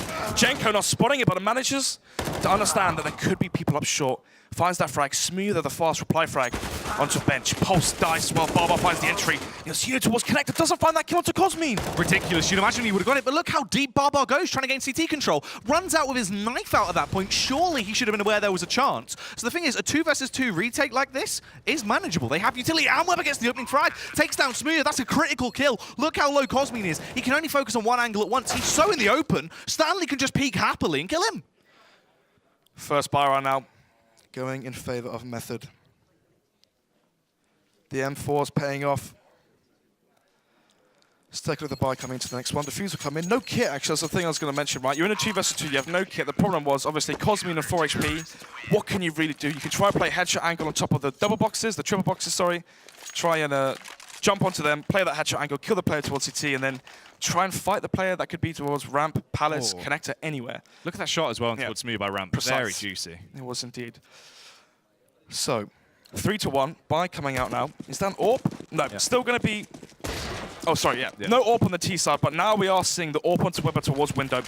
Flush comes in towards mid, peeks out, but it's smoked. He has no idea how many players right now there are towards the middle. From Epsilon, he's already seen a window boost come out into play on the first buy round, so he's got to be anticipating that Epsilon are going for a heavy mid-control style of CS. But as I say, that 3 players in the bomb are slowly contacting towards B. The T's towards mid can smoke off connector. They can molly towards window, smoke window, get up short. Maeve probably gave the call at how easy it was to get up there. See if that is going to be the case. They push their way through. Freddie B has actually slipped on towards short, gets the opening headshot and the follow-up as well. That's the most devastating factor. There's no efficient trade there, so now they can just storm on, do whatever they like, and that rotate is going to be so cut off. Such poor communication there between Jenko and Yozinho. Pastors found that frag onto Maeve, but it's not quite enough as Epsilon take the second buy round. But communication, okay? If you're Jenko and you're the short player, you have to let Nilzinho know who's playing towards B-plat, or balcony, sorry, that they can peek you from short. He's not spotting it, which allowed Freddie B to come up short, find a very easy frag there onto Nilzinho. He wasn't even looking anywhere near him. Then obviously Jenko's alone versus 4 players on that B site, and he fell down with about 1 kill. Yeah. Not great. Wasn't indeed, and what's not great as well is going to be the money from Method. They are saving 3 guns here. Let's take a look. So 1,200 plus 2.6k. There it is on Dupulse. He can drop over a FAMAS. Weber can throw over a UMP as well, but if they buy up into this one, the utility will be weak. We might not see any Molotovs. You know, if Nilzinho had better comms there with Jenko, if he was jump spotting, right, instead of just standing there on balcony, he could have saw the 3 players there. If he had a molly, Molotoved off, played further back. Jenko as well could have fell towards the site, and maybe we could have had another round there from Method, but instead they are at the cusp of being reset. 2 UMPs. If they lose this one, Epsilon will get to 5. They'll play versus the Force by Method, and then the Eco. We could be seeing a 1-7, a 1-6 scoreline on the T side already from Epsilon Esports. I mentioned in the preface before, Jackie, that it's a weak CT side from Method. They have to get it together. They need to try it and lock some stuff down now. Get a few rounds in the bank to give him a buffer to play with. Stanley gets overwhelmed though. Smuya just thunders his way in, charging in like an absolute madman in towards CT. Will get that opening kill. Already they're at a deficit. Weber is trying to claw it back, hoping to just do something. They get the information that Freddie B has now taken CT control as well. But look at Maeve, just playing up close and personal, trying to keep him at bay. They're doing a very good job of at least slowing down this retake, so it takes so long into the round. Pulse will come into effect. Smuya overpowers Nilzinho though, and they're left with just 1 man standing actually. It's Maeve all of a sudden. They have chipped through. They found the chink in the armor. It wasn't going as great as it should have done, but they make it manageable. Maeve welcomes himself to the scoreboard, but Weber comes back in, shuts him down. He's got the kit as well, and I think he has this just in the nick of time. Time is of the essence. As Method get the second round on the board. If they lost that, that could have spelled the end for them on their first half already on their CT side. Losing that, 1-6 scoreline potentially, and from there, Epsilon have nearly won that half. So, thankfully though, if you're a Method fan out there, they did take that second round. This might be a pause, I'm not quite too sure. Be interesting to see the buy that comes out. Okay, so, T-Side Forces one, you can see, 0 money if they lose this one. Method as well. On that 4 rifle setup, a FAMAS onto Nilzinho, Orp there onto Weber. Orp on Smuya this time, not Freddie B, that's a good sign. Nevertheless, though, another stack, another contact play where Epsilon group together towards a sector of the map, be it A, be it B. And what on earth is Cosmin doing again? He's so low and so much confidence, but it's not going to work out. He takes 1 bullet from Nilzinho, but he plays off the angle and punishes Nilzinho. This is messy. Luckily enough, Jenko's there, and Jenko knows how to really be a showstopper. Pulse comes over to try and help him out a little bit, take the weight off his shoulders. Maeve just toying with the opposition, trying to play with his food, but he will be taken down. Smuya gets dinked down to 12 as well before he finds the frag. This retake is entirely possible. But look at the play from Freddie B. Has the rotate cut off. He's going to spot out. Weber takes him down. Now things get very awkward for Stanley. This retake's going to be so hard. Left on his lonesome, no kit as well. They know exactly where he is. Freddie B will hold off the rotation there from Kitchen. He knows if Stanley tries to fall back. Timing not in the essence though. As Stanley does manage to stay alive just about. Flash comes in, but Freddie B dodges it, peeks out and finds that frag there onto Stan. Round lost there for Method. 2-5 will be your scoreline. It's so awkward trying to take that fight as well there, obviously. A prime-time position. All we had to do was hold his angle, and he won that 99% of the time. Cosmin though, right? Did he not understand the call? I mean, when you are stacked together, and a Molotov comes in, maybe if it separates you, right? But someone calls push, or someone says wait, right? Yeah. And you all do the same thing together. You can't have 2 players pushing through a Molotov and 2 not. Instead, Cosmin goes alone and somehow manages to catch Neilzinho off guard and actually opens up that B site with a very audacious and incredibly risky play. This is the eco, though, from Method. There should be 6 rounds on the board here from Epsilon and a potential buy round as well, in the sense of you get a lot of cash. Barbar there with the UMP as well, $600 a frag. If he can find 2 kills, he's already made his money back on the UMP. And obviously, if you get the bomb down, win the round, that's an extra 3,500. You want 4 players alive, 5 players alive for this T side. It's true. That's what you want to try and give yourself something to play with. And obviously, coming into this round as well, positions being used by Method, they can trade for each other a little bit here. They do have a couple of crossfires set up, but it's still going to be an awkward round. Just play for distance, and Epsilon should pick this one up. Genko could actually be the power play, though. He's in a nice angle, but they sniff him out instantly. And Cosmine looking like he's starting to warm up a little bit. Yeah, we know of his potential there. With the 1 bullet accuracy he has. Incredible aim there onto Cosmine. It's one of the reasons why he stood out. I've heard he's, potentially the best player in Romania. Been picked up to join this international lineup as well. Smooya, arguably the best player in the UK at the time when he was playing on Endpoint. But he hasn't really had the same level of impact on Epsilon as he did on those UK lineups where he played so loosely, played so confident, playing his own game.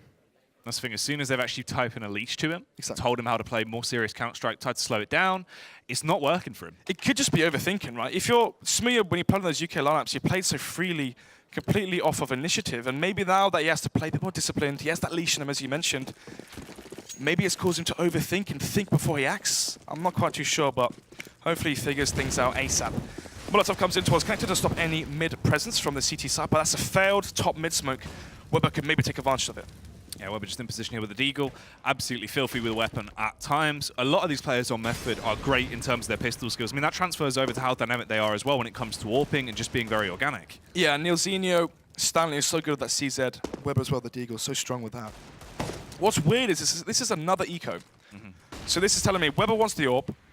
Be interested to see what he wants to try to do with it. Maybe AWPing towards B. They know that Epsilon are liking the contact plays. Could try to take advantage of that, but you're giving Epsilon 2 ecos, which means 2 rounds where they can build their bank up. These players could have 8,000, 7,000 in their bank half this round, and they're going to be able to buy for potentially the rest of the half. They're starting to make it work as well. Stanley got into the backline, finds that kill. Neilzinho does damage as well, but luckily enough, Epsilon were able to get those 2 trades back into their favor. Cosmine only on 5 HP could be the difference maker, but if they carry on like this, still just getting these 1v1 fights, it's going to be easy for Epsilon. They will come out on top with a better arsenal, and it just all falls on Pulse here. CZ, he is proficient with a weapon, much like all of Method, as he strikes down upon Maeve. Has to find 2 more frags here. Going to be caught with his pants down, coming through the window, though, unfortunate for him. A lot of pressure riding on this round. Method on the CT side of Eco. 2 rounds for this. Let's see. Strong utility. Potentially double up setup. We see Stanley likes to up towards B apps. Yeah, double up setup right there. So whether opening towards mid and Neilzinho, as I mentioned before, I reckon the AWP towards B apps could be detrimental to the T side of Epsilon. You get AWP there towards balcony, holds the line there above underpass, find a frag, fall back, but just hold the line. No top mid smoke, and actually just managed to catch Weber off guard. Smooya finds that kill, and another frag as well from Barbar. 2 men lost from the CT side already. Oh no, Stanley gets in position, but he's a little bit late. He couldn't quite hunker down and set himself up to actually be effective, and they have to save. They've already lost this round. I mentioned the preface, Weber's so good at making that jump towards short, and if you know that, if you're a team that knows that the opposition's AWPer likes to go for the mid jump towards short, don't smoke top mid, just flash, wide face, and spray him down. He has no cover, nothing protecting him versus the bullets of those AKs. Because that's the thing, Weber is a very mechanically sound player. That's what he likes to do. Those more aggressive plays towards mid, we see that consistently. I mean, I don't think we've seen a game where he hasn't thrown it into the mix, at least as a standard sort of actual, strategy from Method. It's a nice flick there from Neilzinho. Unfortunately for Method, no enemies really walking into his scope before the round was already over. 8-2 now, a 6-round deficit for Method to try and claw back from. 10-9, that's Pulse on the scoreline, and 12-4. Freddy B and Smooya leading the charge right now for Method. Sorry, for Epsilon on their T side, but Method, they're going to want 4 rounds here, 5 rounds at the end of this half. Even if it's a 10-5 scoreline, it's not really too uncommon that we see them. Usually, they are a lot weaker on that CT side. Let's have a think why. On the old lineup from FM, where they had Fry 1, it was Neilzinho. Oh, sorry. Was it? Yeah, it was Stanley and Neilzinho towards B. And Fry 1 was playing a Weber, towards Window, and then obviously Pulse and Fry were on A. So bringing in Jenko, obviously you swapped out Fry 1 and Jenko. They play similar roles, that fragging power, that 25 kills a map sort of player. They brought in Jenko, and he's actually taken B Short off of Stanley. And now Stanley's playing towards A.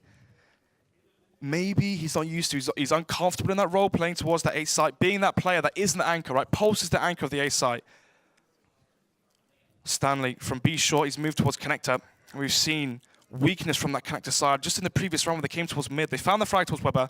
They found an instant frag down to Stanley towards connector, and they swarmed that A site, and it forced Nilzinho and Jenko to save after just, what, 30 seconds into the round.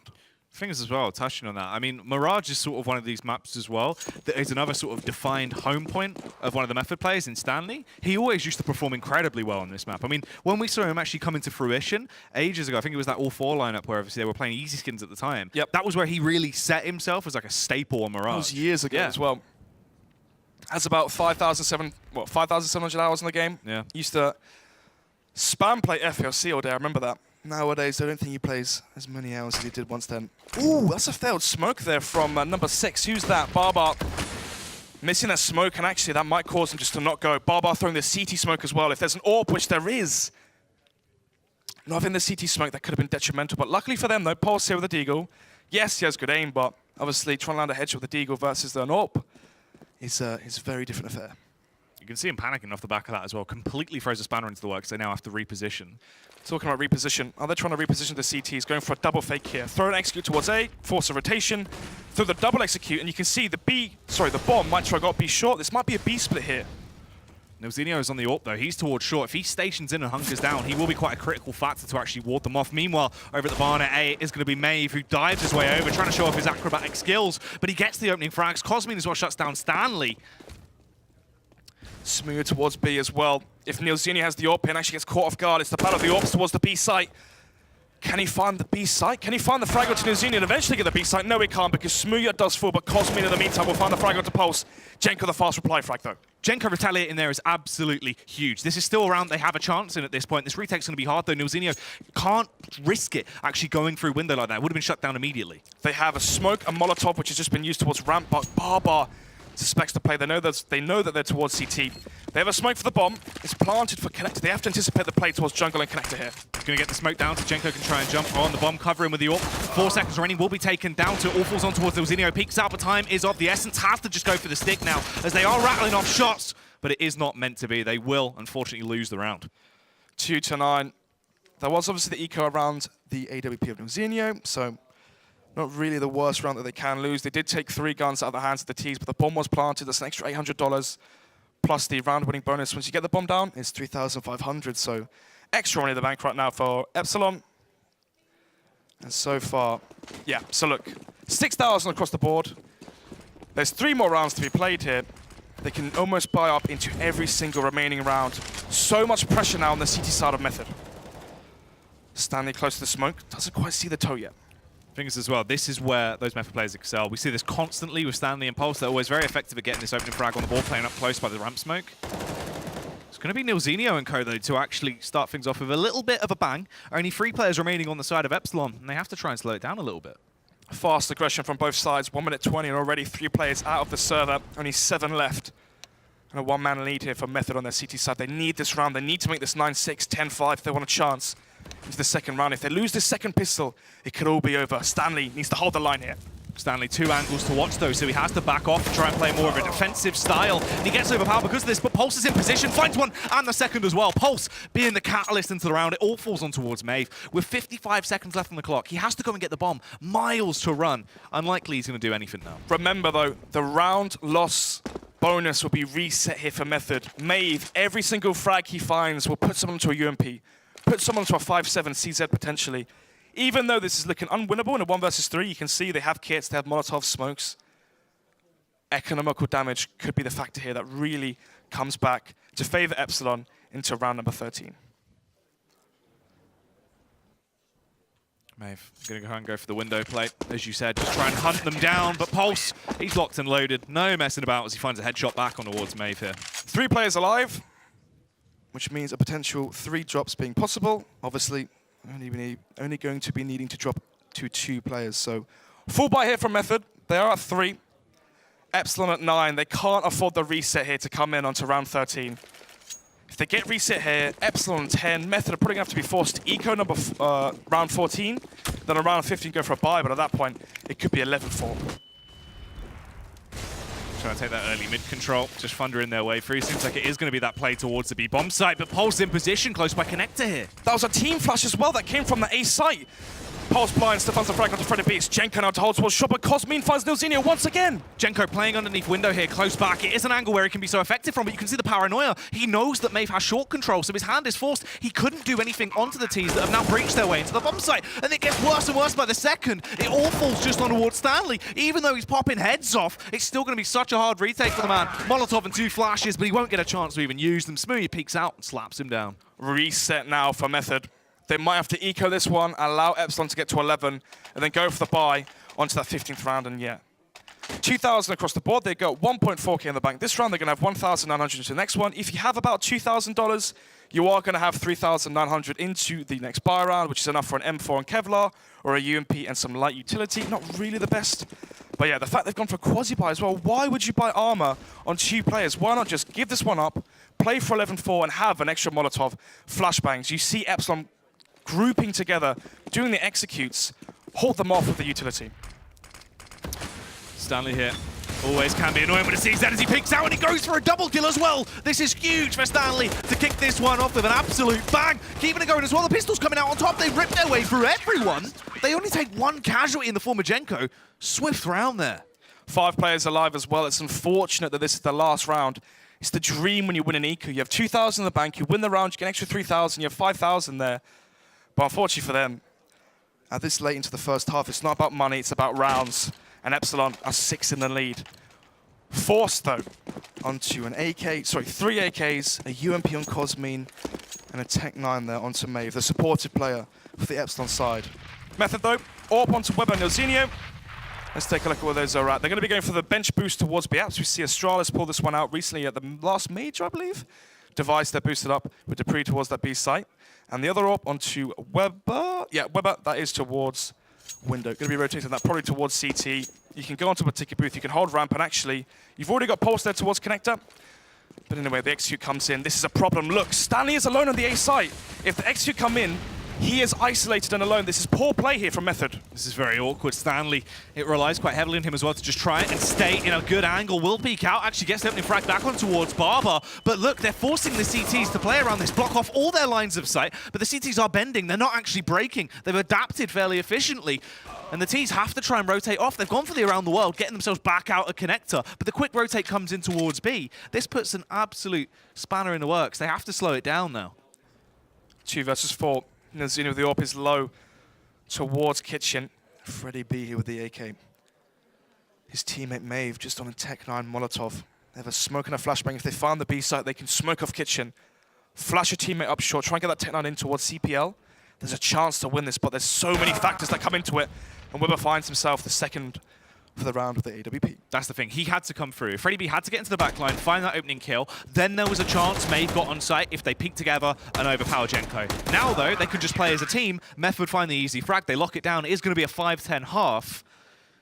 But still, more to be desired from Method there on their CT half. Potentially. I mean, it's not really that uncommon that you do see a 5-10 scoreline on Method CT side. It is notoriously weak. It's their T side where they really do come to show, right?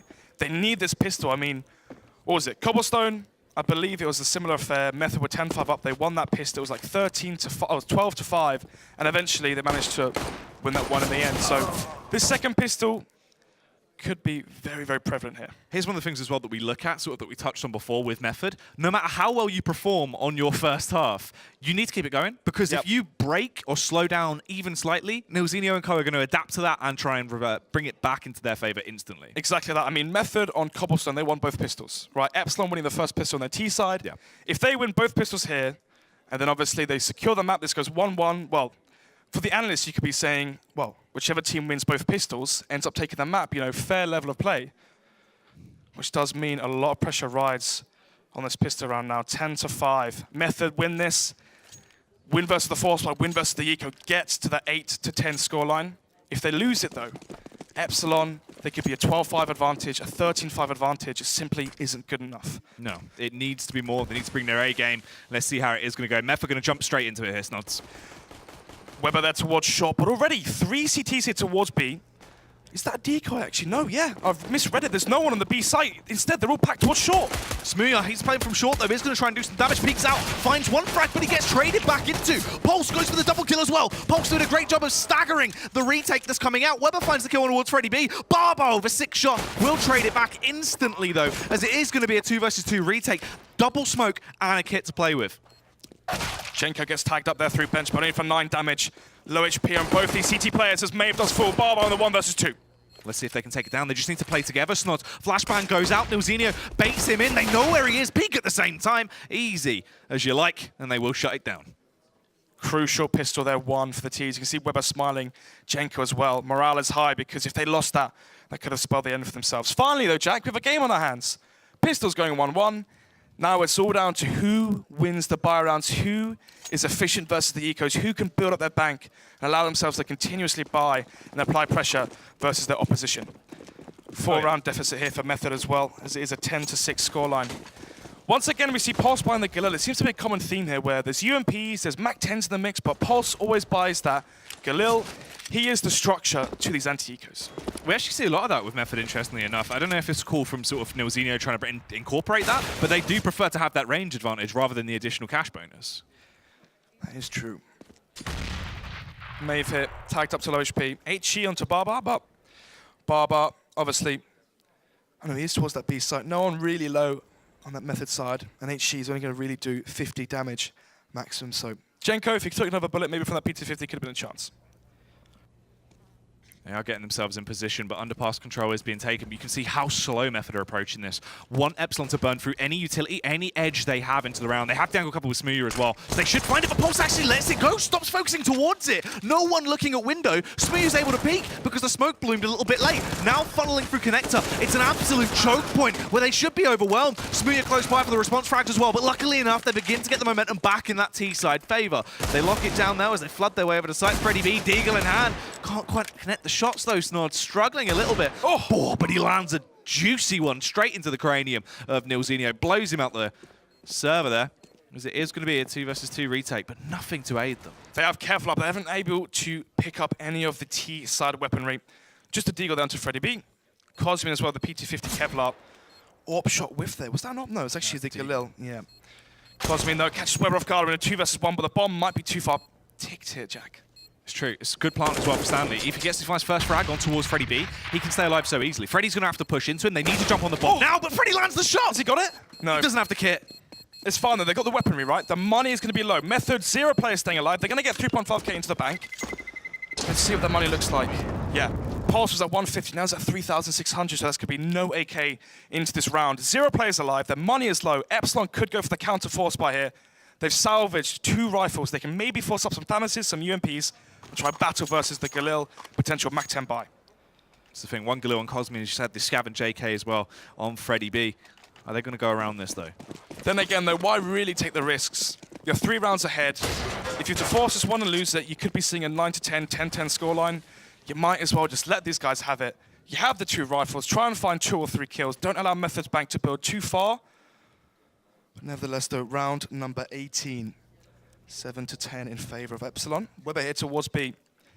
On Cobblestone, he's usually that B plat player. And on Mirage, tends to do the same towards this B side. Cosmin here. Going to be a bit of a nuisance. An interesting angle to play from to actually try and hold them back so they get the information early. He struggles. Normally you see consistently that under window angle because it's so easy, but luckily enough his teammate in Freddy B will be able to pick him off. He was more of a distraction in this scenario. Leaves him in a 3 versus 3 early. They have tried to recover a weapon as well. I think it did drop off porch, so Barbar should be able to get an AK. He should indeed. Bomb is in the open right now. The 2 rifles are still alive. Freddy B has Kevlar's right. He needs to find the kill, and he wins it. Just Weber and Nilzinho now versus the 3 of Epsilon. That's critical. Taking down Stanley there from short. They're now both coming in from the same choke point, and they have to funnel in together, Snods. This could be scary. 2 flashbangs on the smoke. The smoke will get bloomed as well, but this is it. They need to commit, essentially. 2 versus 3. Freddy B, the only one with Kevlar as well on the CT side. Smooth a flashbang. They can play passive, don't face towards the T's. The bomb is down. Once they're exposed, Smooth can flash the site and they can peek together. try and take Method while they're white. While they're blind. Realize they have to try and go for it now as well as the flashbang does come in. Will blind them temporarily. Weber actually gets into the back line. They do spot it in the end, but it's a little bit late. Freddie B is able to adjust and take him down. Nilzinho with one frag, hungry for more. 19 seconds left on the clock. Essentially has to get the kills. Where? Somehow Nilzinho pulls that out, takes down Barber. A ridiculous frag he never should have got away with. Wasn't aware of Smooya's location though. Plays from Forest and lands the Deagle shot. Such a big factor, the fact that Method had 0 alive when they won the round due to the bomb timer versus the eco of Epsilon.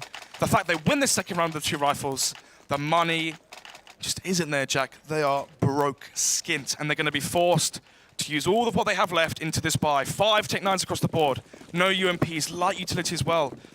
What's that? 1, 2, 3, 4, 5 flashbangs. That's all they have. They could go for a fast swarm towards this B site, go for the, as we call it in the UK, the sliggy, where you go towards B, you do the contact play, you group together. Once you're close towards the smoke or you're close towards balcony, you flash out and you swarm the site and try and catch these CTs off guard while they're blind. Sliggy, slightly different to the JKM, of course. Of course. Let's see how this play will actually boil down, though. They make their approach over, just going to go off back of contacts. They charge in, they overwhelm Maeve, which is good, but Cosme's playing under window. It's an effective angle, and he's able to get the frags as you'd expect, but they do punish him. Nilzinho coming in with the Tech-9. If they get the bomb plant here, at least they're getting that additional cash to give them something to fight for. Additional cash here isn't enough, Jack. They need rounds. They've forced into this one. If they lose it, 12-7 could be the scoreline, but Nilzinho doesn't want that. He finds the kill to Freddie B. We're in a 2 versus 2. Headshot's critical, but Stanley isn't aware of Barbar's location, so it's an easy frag as he shuts him down. Nilzinho is covered from the rear, so he has to just watch towards L block and window. Be aware that Smooya is close by and try and take him down. They are just playing around a little bit now, but they peek out. Smooya able to rip through him with the AK. Close, but no cigar. Nilzinho knows that's a big round to lose. 12-7. Method used everything they had into that buy. Tech-9s weren't enough. I like the play. Yeah. Problem was, though, no smoke towards top mid meant that you had Freddie B on that fast rotation from middle, came there towards kitchen, found that frag to make it a 2 versus 3 from a 3, or was it 4 versus 3 at one point? Freddie B finds some kills with the AK as they cross the site, and that was enough to make it 12-7. So, we're going to be forced into this one once again, Jack. Round 20, 3 Tech-9s this time, and 2, I was about to say 2 AKs. Unfortunately, it isn't quite that. A Galil, no utility again for Nilzinho. Stanley actually passing the AK over. If the CTs were close enough, they could have heard that. Some clumsy play here. Maybe the pressure's getting to them. They know how important this round is. If they lose it, 13 for Epsilon, then surely they have to eco, but they're going to be 14-7 down. Utility-wise as well, they've only got 2 smokes to play with. Smooya is up on the elevated angle as well. He's perched up by Ticket Booth. This is going to be awkward. It is indeed. We should be blind here. If Method have bought into this round and are so careless and even flash as they execute towards the site, I'd be very unimpressed. Nevertheless, though, here it comes. Getting themselves ready. They are going to go in dry. They don't use their utility. They charge straight out. Luckily enough, Smooya does miss the opener, but he gets the secondary frag. Barbar in position as well. Does what he needs to. Does his role perfectly, even though Stanley will punish him. Weber late on the rotate through as well, trying to get through connected to aid his teammates. Doesn't work out. They only have 1 man going down on the CT side. It's not good enough. 7-13 now. Method winning the piss on their CT side, on their T side, sorry. They only got 2 rounds from it though, Jack. They got reset on that 3rd round. So 5 buy rounds won. But look at this careless play. I mean, no smokes. They have flashbangs. 3 players had flashbangs. None of them. Yeah, none of them were used at all. It was easy pickings there for the rifles and the AWP of the Epsilon side to clean up all of those Ts on that A site. I get going for that contact play, but the thing is, they knew Smooya had the AWP out. You don't use the smokes. You know he's been consistently over there. It just seems messy. Deagle play coming out though. So Cosmin towards B short finds himself 3 frags versus the eco. Not going to be hyping this one up too much, as that is expected. As I said though, 7-14 if they're to lose it. And here we are in the present. 22 frags in for Freddie B. Frags spread across the board for Epsilon. Yeah. Problem is that for Method right now, what do you call it for Nilzinho? You've gone for the contact play, it hasn't really worked. Haven't really seen too much mid control. I mean, usually when we cast Method, they take control of mid slowly. Nilzinho is usually with the AWP there. He holds towards window, he holds towards the short push. They get the star riflers, Jenko, your pulses, your Stanleys, in towards connector, in towards short. And they try and find entries with Angels. They're playing so scared and passive, grouping together towards the sites. And it's easy pickings here for Epsilon. It just looks a bit muddled up, a bit messy for Method here. It's not the normal, slower, sort of sexy Counter-Strike we're used to be honest. Exactly.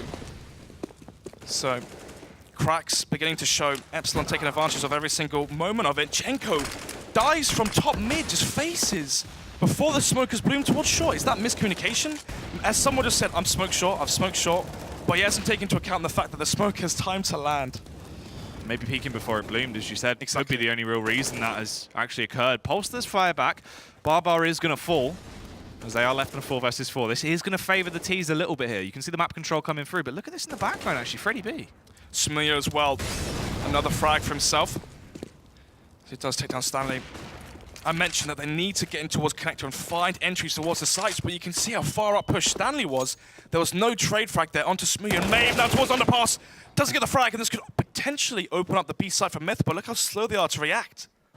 Timid. The thing is as well, Freddie B, he's been waiting so long. He now makes his play, but unfortunately it's just a tag on towards Pulse. They get that additional information. They can try and work out how they want to play this. They go for the window control as well. Now converging over back on towards the A bomb site. Molotov comes out. It's relying quite heavily on Freddie B here to actually try and hold them back.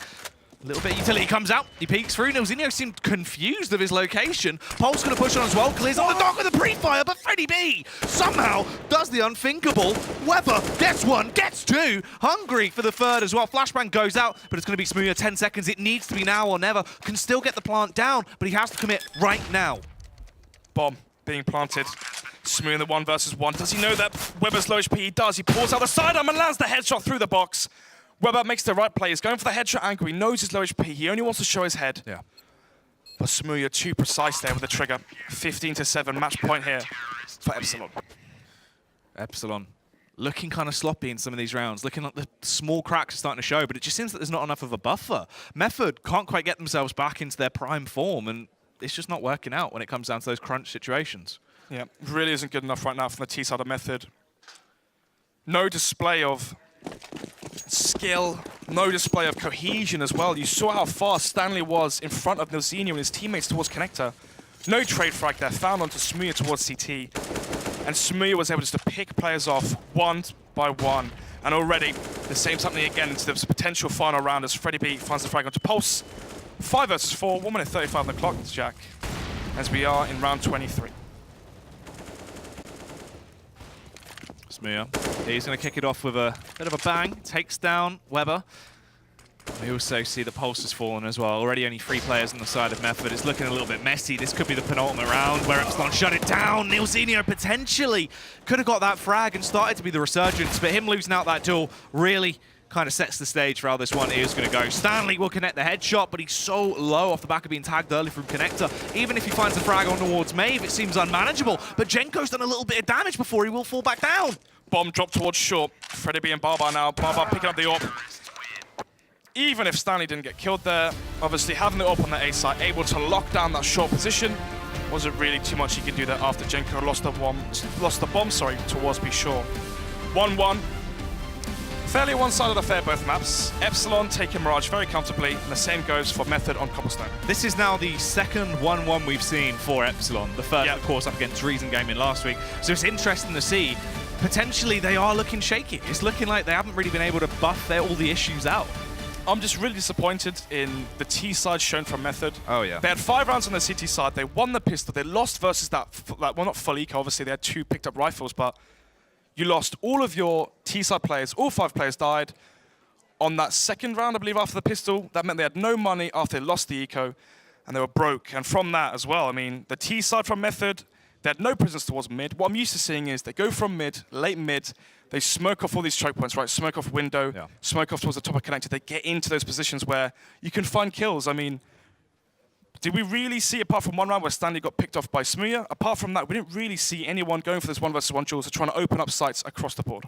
Yeah, it's true. Some sloppy stuff going on. And there's a sloppy man over at the desk with his analyst. Why don't we throw it back over to Tom? Thank you very much. Thank you, Jackie. Thank you, Snod. So there you have it. Epsilon take map 2, which was Mirage.